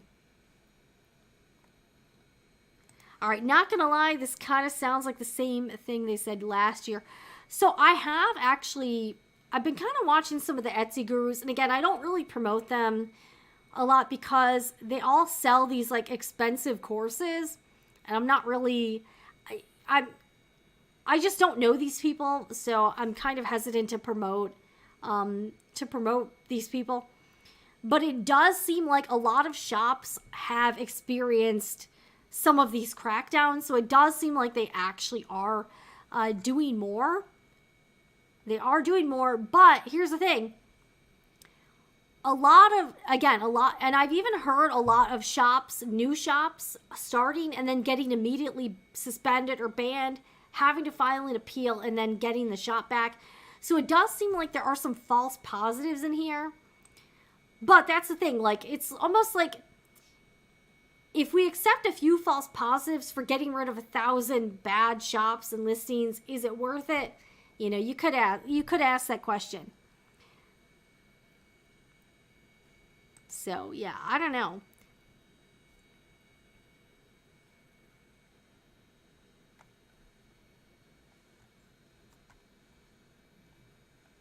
All right. I report the garbage shops all the time selling junk I've seen on Temu and on Amazon, yeah. And I check back and they are always still there. Oh boy. All right, so yeah, it does sound like Etsy is a ways to go, but I have heard that they do seem to be kind of doing the ban hammer a lot. They're a lot more ban hammer friendly these days, so that could be a good thing. So here's the thing. I've actually heard it's difficult because they actually will, even if you have a different email address, you cannot use the same, like, that's the thing. They ask you for like a social security number or a tax ID number. They ask for banking information, phone numbers, like you have to, I think you do have to upload some sort of ID. So all of that has to check out. So if you don't have all, like, that's the thing, it's kind of hard to get like a new social security number. You could have somebody else do that, but that other person would be on the hook for all the taxes and stuff.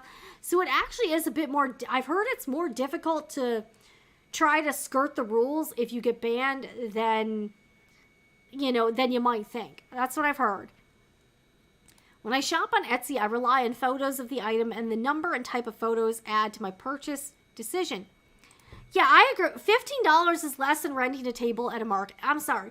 If you are complaining about a $15 fee to start an Etsy shop, they actually made it a very low barrier to entry still.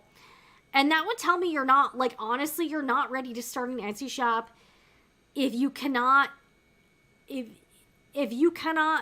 a $15 fee. Like, I'm sorry. Sorry, not sorry, but that's still a very low, extremely reasonable barrier to entry. And again, they're trying to weed out problem shops, problem people, like the scammers. And I do think that dollar amount would help filter out a lot of those types of unsavory characters. Right now, the bots are refunding a lot of buyers who are scammers, and that is a problem. I kind of lurk in a few Etsy subreddits, and it does seem like Etsy will refund buyers when they shouldn't. And I think that's a problem for us sellers. Now, I haven't had personally I have not had a lot of like problem buyers. I've gotten a few like unhinged people messaging me on Etsy, which is a whole other story. But that is something that I'm personally like anxious about, is people trying to scam me as a seller. Instagram made me delete a reel because someone claimed the item was theirs. Impossible. I designed, drafted the pattern, and sewed the garment myself. Yeah, all of these platforms have an issue with people abusing the reporting system. And that's really something they need to do better with. That actually happens on YouTube. That happens on TikTok. And because it's AI, like there's a downside. There's a pro and a con to the AI. The pro is that the AI can scan a lot more stuff. The negative is that the AI doesn't have like that level of like critical thinking or being able to tell, like being able to like see the context in situations. So the AI will make mistakes. I think Etsy has blown it. If people with money who appreciate handmade crafts can't trust who they are buying from, then the sellers have lost their market. Yeah, and that's a lot of sellers are really pissed about Etsy letting all of this crap fly. It's a problem. It's a huge problem for sure. I hope Etsy will follow through with this. I have lost faith in the platform. And you're not alone. Like a lot of buyers are like, I can't shop on Etsy because I'm just being shown all this crap. And even if I buy things and I think they're handmade, I end up getting something with like a made in China sticker on it. And that's clearly not handmade. So they do need to really work on that. So I do hear that they, like, if you're in certain countries, you actually cannot open an Etsy shop. Like, certain countries are prohibited. And other countries do have their own equivalent of, like, a driver's license or, like, a tax ID. So it does seem like they do, like, yeah, from what I hear on the Etsy forums, it's actually pretty difficult to reopen a shop after you've been permabanned. Because you have to match up all of this other information. And again, it's kind of hard for you to get like a new social, or like even if you're trying to use someone else's, like that would take a lot. Like even if I've even heard if someone is using the same IP address. So like even if I tried to use different information, but I was at the same IP address, like Etsy would catch that. So they do have some fairly sophisticated tools to detect people who are trying to evade a permaban. So I've heard a lot of like interesting things. You're actually not allowed to like, I don't think you're allowed to like if you're a mine, like you can't like reassign the shop to someone else. Like, so you actually can't, you may be able to do it if it's like an LLC or like a business, but I think if you're an individual, you also can't sell the shop to someone else. So that's an interesting thing too. I agree. The $15 fee is a good thing. Yeah, like if that's going to weed out a good number of the bad actors and the scammers, I'm fine with it. And I'm also seeing a lot of younger people and kids opening shops that, I'm not trying to be mean, but they don't really have any sense of running a business. So they're not withholding their own taxes. They don't know they're supposed to pay taxes. They're creating lots of items that violate Etsy policies. Like, I find a lot of the shop, like, I cannot tell you how many times I'm in an Etsy forum and someone posts something like, I got banned or my listing was taken down for intellectual property violations, but I didn't break the rules. And then when you ask them more questions or they send you the shop, they were clearly breaking the rules. So from what I'm seeing just from being in various online communities, a lot of people who don't think they're breaking Etsy rules or breaking the law, they just don't know they are. And then they're like, oh, I had no idea. So that's the thing. When you hear a lot of these stories of people saying that Etsy shut me down for no reason, or Etsy took my listings down for no reason, I've just noticed that in a lot of those instances, the person was breaking the rules or they were breaking the law. And they just didn't really understand they were. So I'm just seeing that a lot where they're like, I'm selling Disney stuff, but it's cool because, or it's fine because it's fan art, or this is, the other thing you have to know is that if you're selling anything for babies or children, there are so many consumer product there's like the Consumer Product Safety Commission or something. There are so many regulations with selling anything for children or babies that I see a lot of listings that look kind of questionable because clearly they didn't get like these products have not been tested or, really gone through any vetting process with that stuff. So there are a lot of listings and a lot of shops that shouldn't be on there that are. So, I think if the $15 can weed out, and again, I know like kids and young people get excited about opening a business or doing their own thing.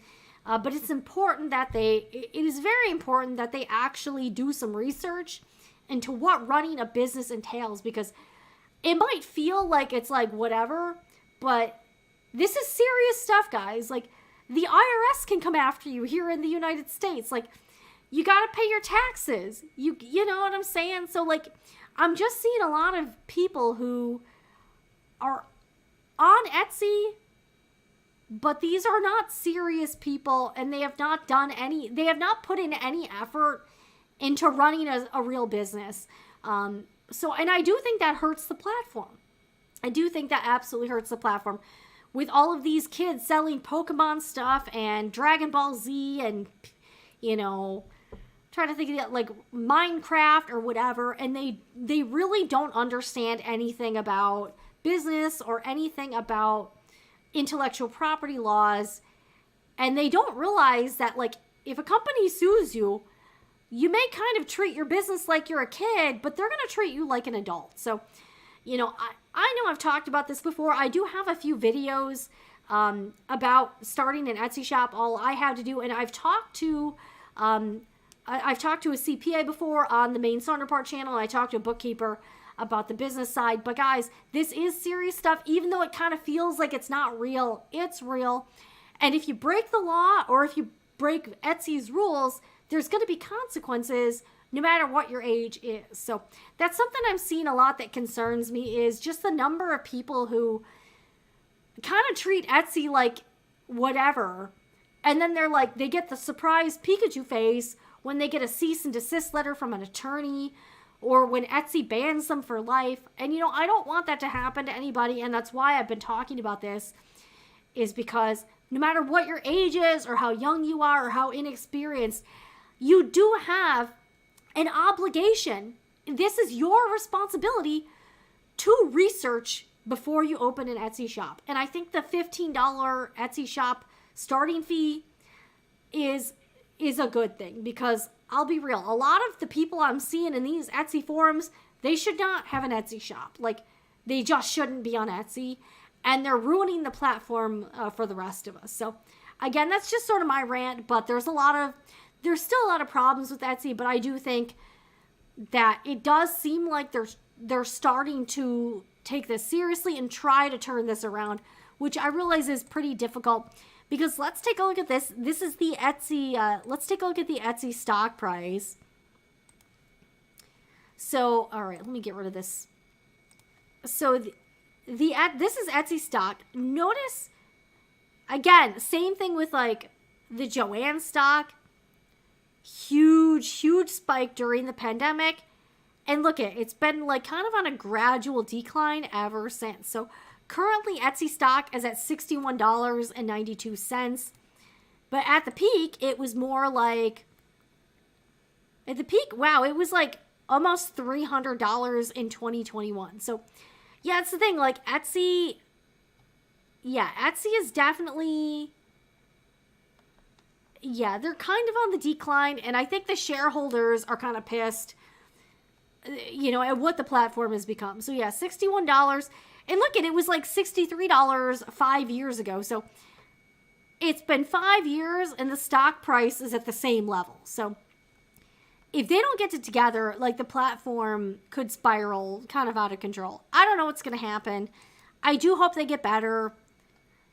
And I do think, yeah, again, if you're thinking about opening an Etsy shop or you're on Etsy and you really didn't do your homework, I'm encouraging you and I'm telling you, do your homework. Look into everything you need to do to operate your business legally, to operate your business well. You need to keep track of all of your expenses, do proper bookkeeping, and you need to make sure that what you're selling is legal and allowed on Etsy.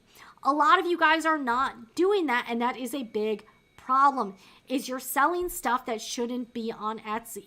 So I'm gonna yell about this all day because it is an important issue. I'm an Etsy seller myself, and it genuinely frustrates me to see so many people not following the rules, not following the law, and also not running a business like a business. So, all right, let's take a look at some of the comments here.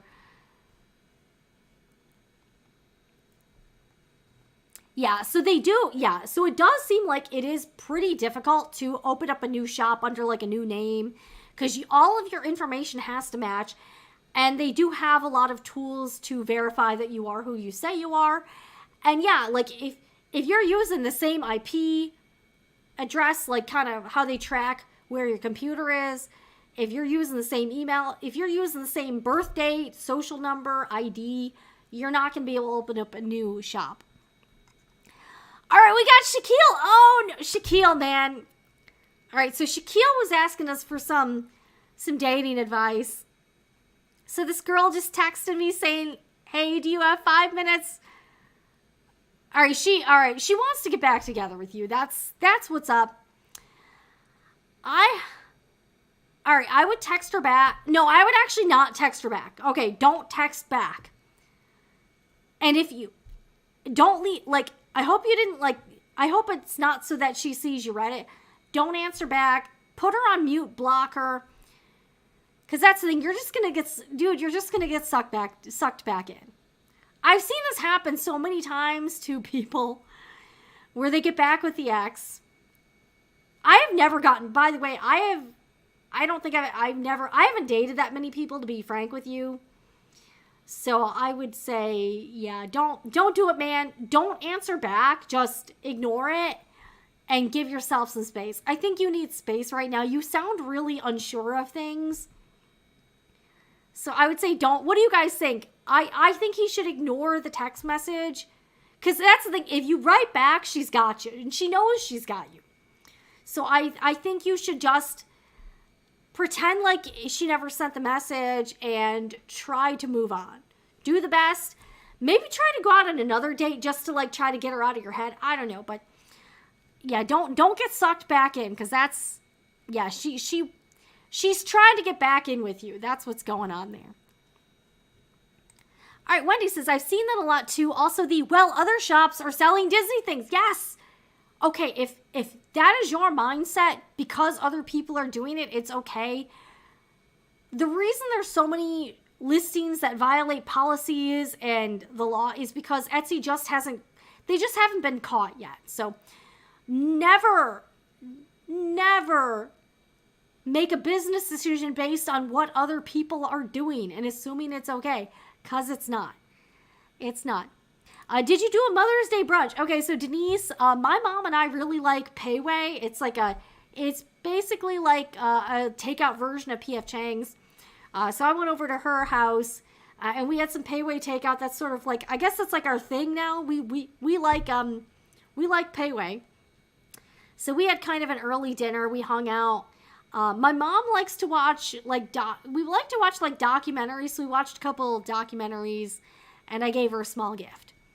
So we didn't really do brunch. Like, we kind of like the takeout because, like, when you go to a restaurant on the weekend or on a holiday, it's super busy. You end up having to wait if you don't have reservations. And we just don't want to deal with that. So we tend to get takeout. I've always wondered about all of the bath bombs, lip gloss, soap, and candle sellers. I do know there are some, like, I think the candles are one where, like, there are some regulations about that, and a lot of people, don't really care about that. I feel like there's not as much with the soap, lip gloss, and bath bombs. You'd have to look into that. r/Etsy sellers on Reddit can be kind of helpful about that. Like, if, because there are people who ask questions. All right, Jan says, if it gets down to $30 a share, I'll buy some just to see what happens. We may get there. I mean, the stock isn't doing great. All right, Shaquille, man. All right, you gotta just chill, man. Chill. Don't answer back. Block her number so you don't, or make it so that you don't see any texts or phone calls from her. And try to get some distance. I don't know how fresh this breakup is, but here's the thing. I think you could meet someone else. Like, you could meet someone else. That's what I think. What is that? Okay. Yeah, so Making New Dreams says also ignore her. All right, I think he's a troll and is trolling you to get up. He might be. I don't know. But, like, hey, if it is real, and he's here, he's a viewer. And I do say you can ask anything you want. So, sorry. I know it is. I don't know, though. I feel like Shaquille is real. I'm going to give him the benefit of the doubt here. Yeah, an opportunity to examine what works and what doesn't work. What do you want? What you do want and what you don't. That's good advice. All right, yeah, Denise says, give it at least 24 hours. Yes, give it at least 24 hours. Hey, I guess if you do want dating, I don't know if I'm like a good person to give dating advice. I haven't dated a lot, so I don't really know. And I was married by the time the dating apps came around, so I never had to deal with that. So I really don't know. Okay, so he's on Twitch. So that's why you're not seeing the comments. But I can put them up. So I see the comments on my dashboard. And I can put them up on here. But Shaquille is actually a Twitch viewer. Which would make sense. Because there's a lot of like male viewers on Twitch. And sometimes people on Twitch just find like random streams. I don't know. So, hey, maybe you thought like, hey, this is a gal. Maybe I'll see if she can give me some advice. I don't know. Who knows? Okay, yeah, turn off the phone, go for a walk, or go to a movie. That's good. That's good. Yeah, get out. Get out of the house, meet some people, do an activity. Yeah, don't talk to her. Like, I would say you broke up with her. You know what I mean? I would give it some time. I would not. If it was me, I wouldn't talk to the person. I just wouldn't. I don't know. But what do you guys think about all of this Etsy news? Do you feel like this is going to improve the platform? Actually, let's do another poll. All right, so an update with the poll I did earlier about Instagram's new pay-to-play business model. What kind of effect will it have on the user experience? 0% said enhance and improve. 84%, that's an overwhelming majority, said totally ruin it. And 16% said little to no impact. So it seems like most of us think this is probably a bad thing. All right, let me end the poll and we'll do a new poll here. All right, let's see here. This one will be about Etsy. Okay. Do you think the Etsy platform will significantly improve this year? Okay. Yes, no. Okay. And we'll do, stay the same. Okay. Yes. Okay. So we'll do yes. No. It will get worse. Or option 3, stay the same. All right. So here's a new poll. If you want to vote on this. Do you think the Etsy platform will improve this year? Okay. Let us know what you think. This is fun. I kind of like this poll feature. And now you can also see the results of the Facebook poll or the Instagram poll here. But yeah, I don't know.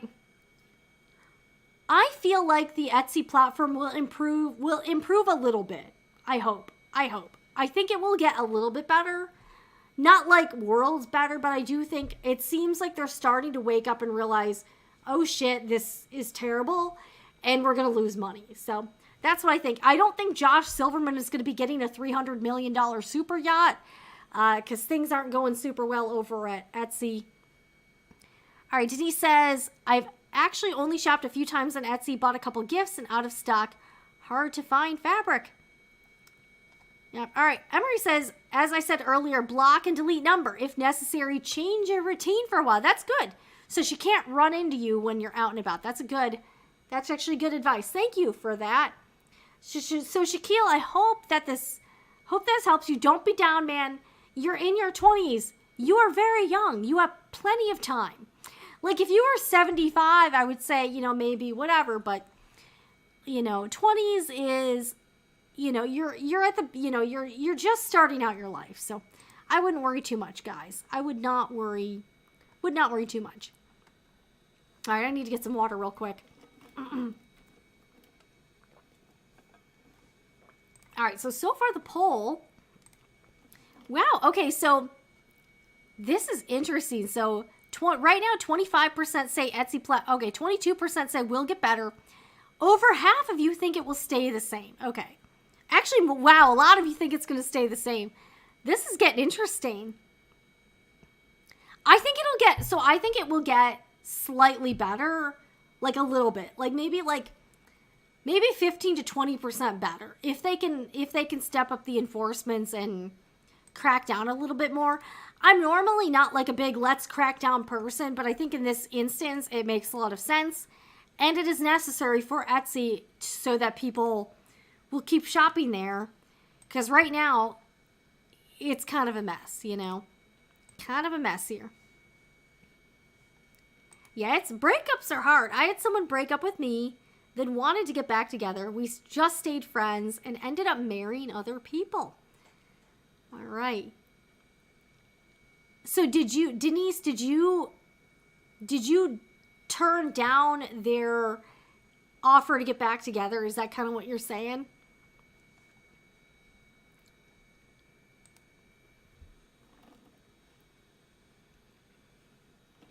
But yeah, Shaquille, don't respond to the text message. You are just going to get hooked back in.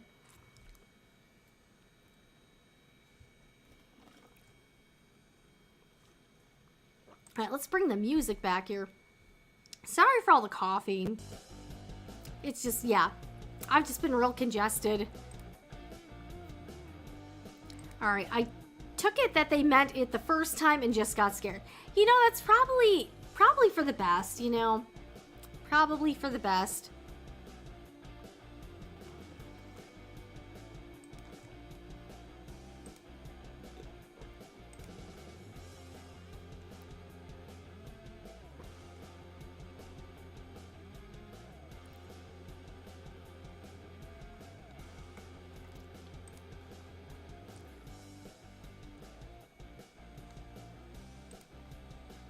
Oh, and by the way, if you enjoy Sewing Report Live and you would like to support the efforts with this weekly live stream and show and reporting on the sewing and craft industry, here's a few ways that you can support Sewing Report Live. You can tune in every Sunday night at 6 p.m. Eastern Time. We do this every week. You can also, again, it helps, comment, chat, hit the like button if you enjoyed the show. You can subscribe. Another great way to support independent media is that you can shop the Sewing Report Etsy shop for sewing supplies, gifts, fabric, notions, all kinds of stuff here. So that is another thing you can do. We'll see if Etsy, and again, I have a small one-person operation, so I do all of the packing and shipping myself. I do all of the ordering. You will get a handwritten card. I actually include a handwritten card in every single order. And for orders over like a certain amount, I normally include some type of little gift with it. There's free shipping over $35. And you are supporting a solo business. So if you would like to support small businesses instead of a large corporation, you can do that at sewingreport.etsy.com. And I try to get in new items pretty frequently, like new, like I actually just stock what I like. So all of this stuff is just stuff I personally like. And I was like, I just want to put this in the Etsy shop because it's stuff I think is cool. So these items are things I use myself. These are things I'm like, oh my gosh, this is super cute. So everything is personally curated by me. And I ship, yes. And this message here is because I'm starting to get people messaging, using the Etsy messages for like really random stuff. So I've kind of had to like stop that because it was getting a little out of hand. So sewingreport.etsy.com. Free shipping over $35. And lots of fun, cool sewing supplies. All right, let's take a look at the poll. Let's see where we are at with the poll here. All right, so, okay. So, do you think the Etsy platform will significantly improve this year? 31% say yes. 15% say no, it will get worse. And 54% say the same. All right, I'm in a lot of machine embroidery groups on Facebook, and you are always being recommended. That's awesome. For tutorials on how to sew and embroidery. Thank you for that. I had no idea. Yeah, I do have a lot of embroidery videos. All right, so Denise, I've been really bad with the K-drama. I have not watched Wedding Impossible in like over 2 weeks. Maybe that's a sign like I need to like try something else. I don't know, but I've just been kind of like not feeling that one for some reason. So I don't know. I've been kind of bad about the K-drama viewership lately. All right. I remember when shops like Three Bird Nest weren't the norm. She was practically run off Etsy. What happened there? I have no idea what that's about. Do you ship to Canada? I don't. I'm sorry. It's quite the distance. If you have digital patterns, it could be easy. So MK, I am not really a pattern designer. I have a few free like kind of tutorials with templates, but pattern designing is really not my wheelhouse. And here's the thing, I don't want to be one of those like influencer types who becomes a pattern designer who has no business being a pattern designer. So I'm going to leave that to people who are much better with pattern designing. Again, I have a few like very basic things, but I don't want to charge for those because I just don't feel like the quality is to the level where I would ask for money for the patterns. So I do have a few like free, I would call them more templates. But I do think that's kind of a problem with all of the indie pattern designers is that we're starting to get people who are pattern designers and the quality of the patterns is, not great. Not great. And they're asking for money. I just don't want to be one of those people that's designing patterns is like a money grab because I just don't think I'm very good at it. I don't have the technical skill, and I also don't, it requires a lot of time and energy to do the technical drawings, the instructions, and do all that stuff. So, my stuff is free. I just don't have like written instructions for them, but I'm like, for a free thing, you're gonna get a video tutorial, but I'm just not able to do like a book, like a pattern booklet or anything like that. Yeah, so, but AS, I want to know what happened with, I have no idea who Three Bird Nest is. What happened? Yeah, it can be a little bit overload. Like, especially there's so much stuff to watch now. Like there's YouTube, there's all these streaming services. I want to watch Queen of Tears, but I don't have Netflix. I might have to try to go to my mom's house and see if I can watch it over there. I don't know. Okay, so I was watching Wedding Impossible on Viki, but I kind of just got like bored with it in like episode 6, and I haven't made it past that. I've heard good things about Lovely Runner. Oh, okay. She was one of the first to buy merchandise from Alibaba and passed it off as handmade on Etsy. So not even like supplies or anything, but she was buying stuff and pretending it was handmade? Okay, that's insane. I gotta look this up now. So what? Yeah, that's definitely not okay. I don't know this person at all. That's pretty crazy. Yeah, that's not cool. Well, it looks like they still have an Etsy shop.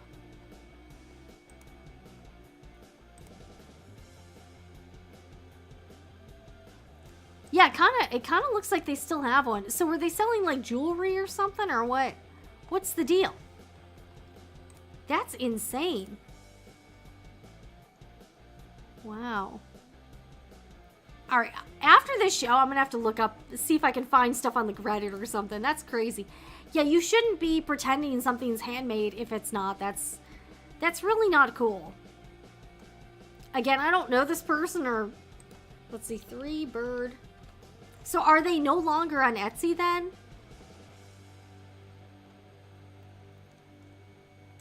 Are they no longer on Etsy? Let's see, 3 bird. All right, I gotta look this up now. I'm curious.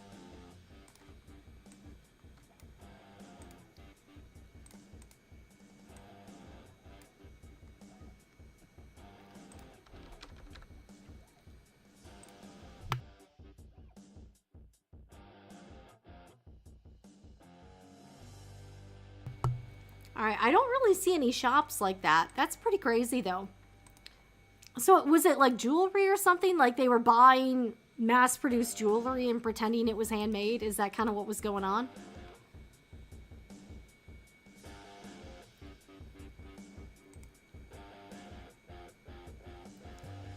Yeah, I really want to watch Queen of Tears. Like, that show looks totally fire.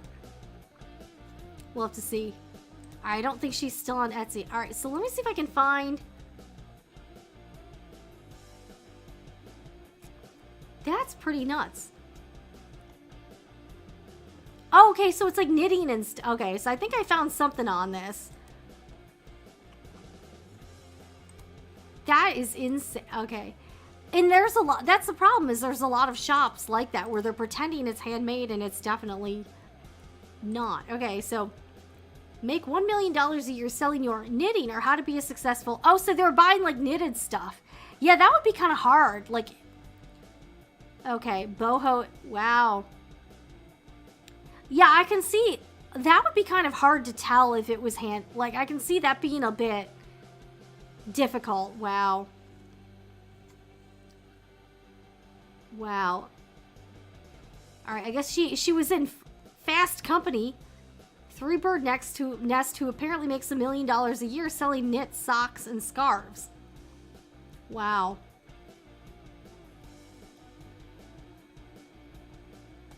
Okay, not all of the items are handmade by Schaefer's team.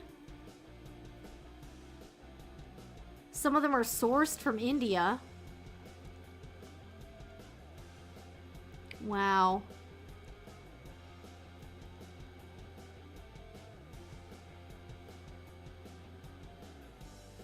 That's pretty nuts. Okay, and this is from like 2015 or something. Okay. All right.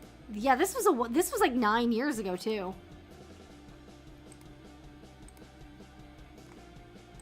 Wow, I had no idea. This is crazy. Guys, this is crazy. All right, well, thanks for the tip. This is pretty fascinating. Yeah, this definitely was like this was like, because I remember there was that store like Grace and Lace, and they were like on Shark Tank, and they sold like similar stuff. They sold like, you know, trendy knit shawls and like leg warmers and stuff like that. Etsy's Top Shop 3 bird nest says goodbye to Etsy. Well, I guess she's laughing all the way to the bank. She made her money and she got out. 2013. So she only had the store for like a few years or something.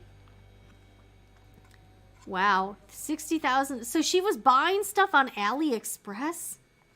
That's so crazy. I wonder if they still have the website. All right, let's take a look. Women's and clothes. Okay. Yeah, I would be pissed to find out that that was... Oh my gosh, they still have an online shop. All right, let's check it out here. Let's check it out. All right. Wow. Now all right, we're going down this rabbit hole, guys. We are going down the rabbit hole here. All right, so they still have... So it looks like, yeah, okay. Interesting. So they still have the website. I wonder how many people are buying this stuff. Yeah, they're selling stuff for like 15 bucks, $23. Yeah, that's obviously not handmade clothing, for sure. That's crazy. That is crazy. Wow. Let's see what they, like, I wonder if they're trying to tout, let's click on an item and see what they're, like, touting it as.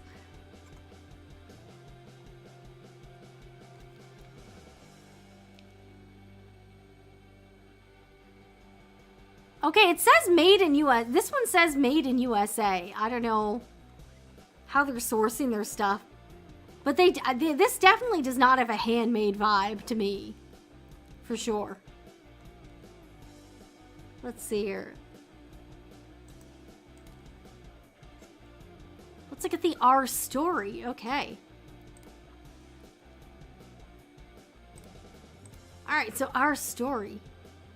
In November 2011, we started out as a one-woman shop in Livermore, California, when Elisa Schaefer discovered a love for making bohemian-inspired headbands and accessories. The amazing thing about sharing your creations with others is you connect with fellow kindred spirits. Okay, yeah, that's pretty... That's a little hippie there. You see the things that bring you warmth and smiles reflected in the glow of others. Wow. So it doesn't say anything about being handmade, really. Okay, so it says, we have a history of delivering boho fashionable clothing and accessories to our customers. We have been operating our bohemian online boutique since 2011 and pride ourselves in offering you quality clothing, jewelry, and accessories. A US-based company located in Livermore, California that ships out of Texas. Family-owned and operated, Three Bird Nest is dedicated to delivering you creative, curated, and amazing clothing. Alright, so it says we have one-of-a-kind handmade items. Alright, they're still saying this is I mean, technically it is, you know, made by people at a factory somewhere. So that's the thing. They're kind of getting around it by saying it's handmade, but, like, here's the thing. Technically, all clothing is handmade by somebody. It's just not, like, a small handmade operation. So while technically this is handmade, it's obviously a large operation with, like, you know, more commercial labor.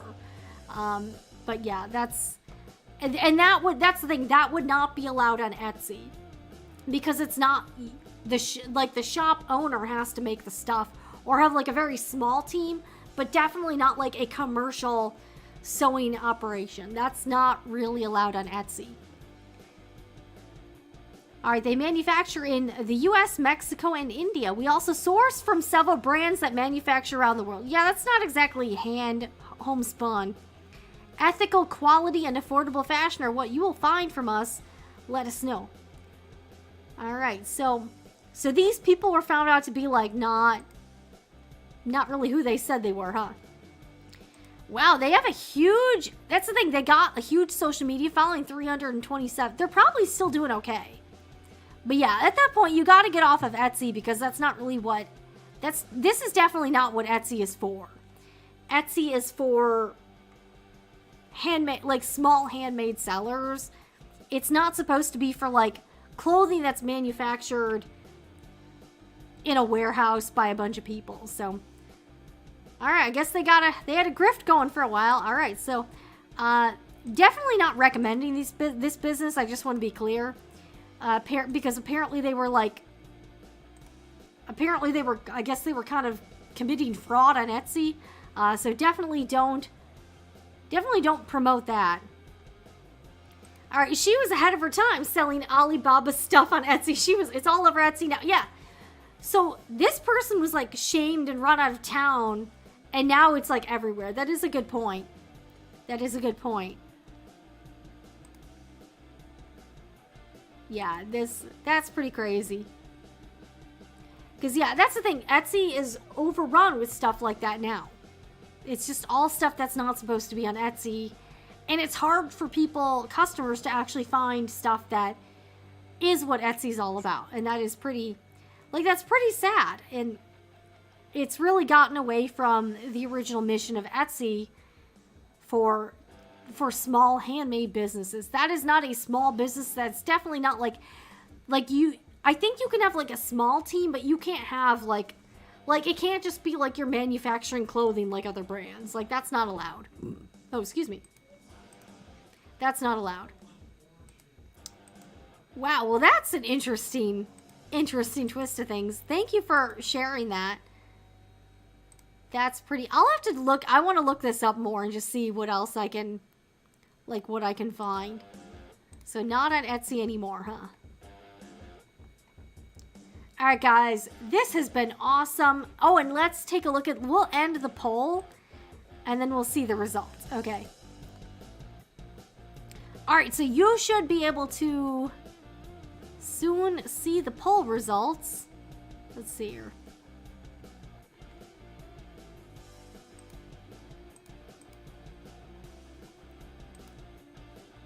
Alright, I'm not seeing the poll results yet. What's going on here? Let me try to refresh this.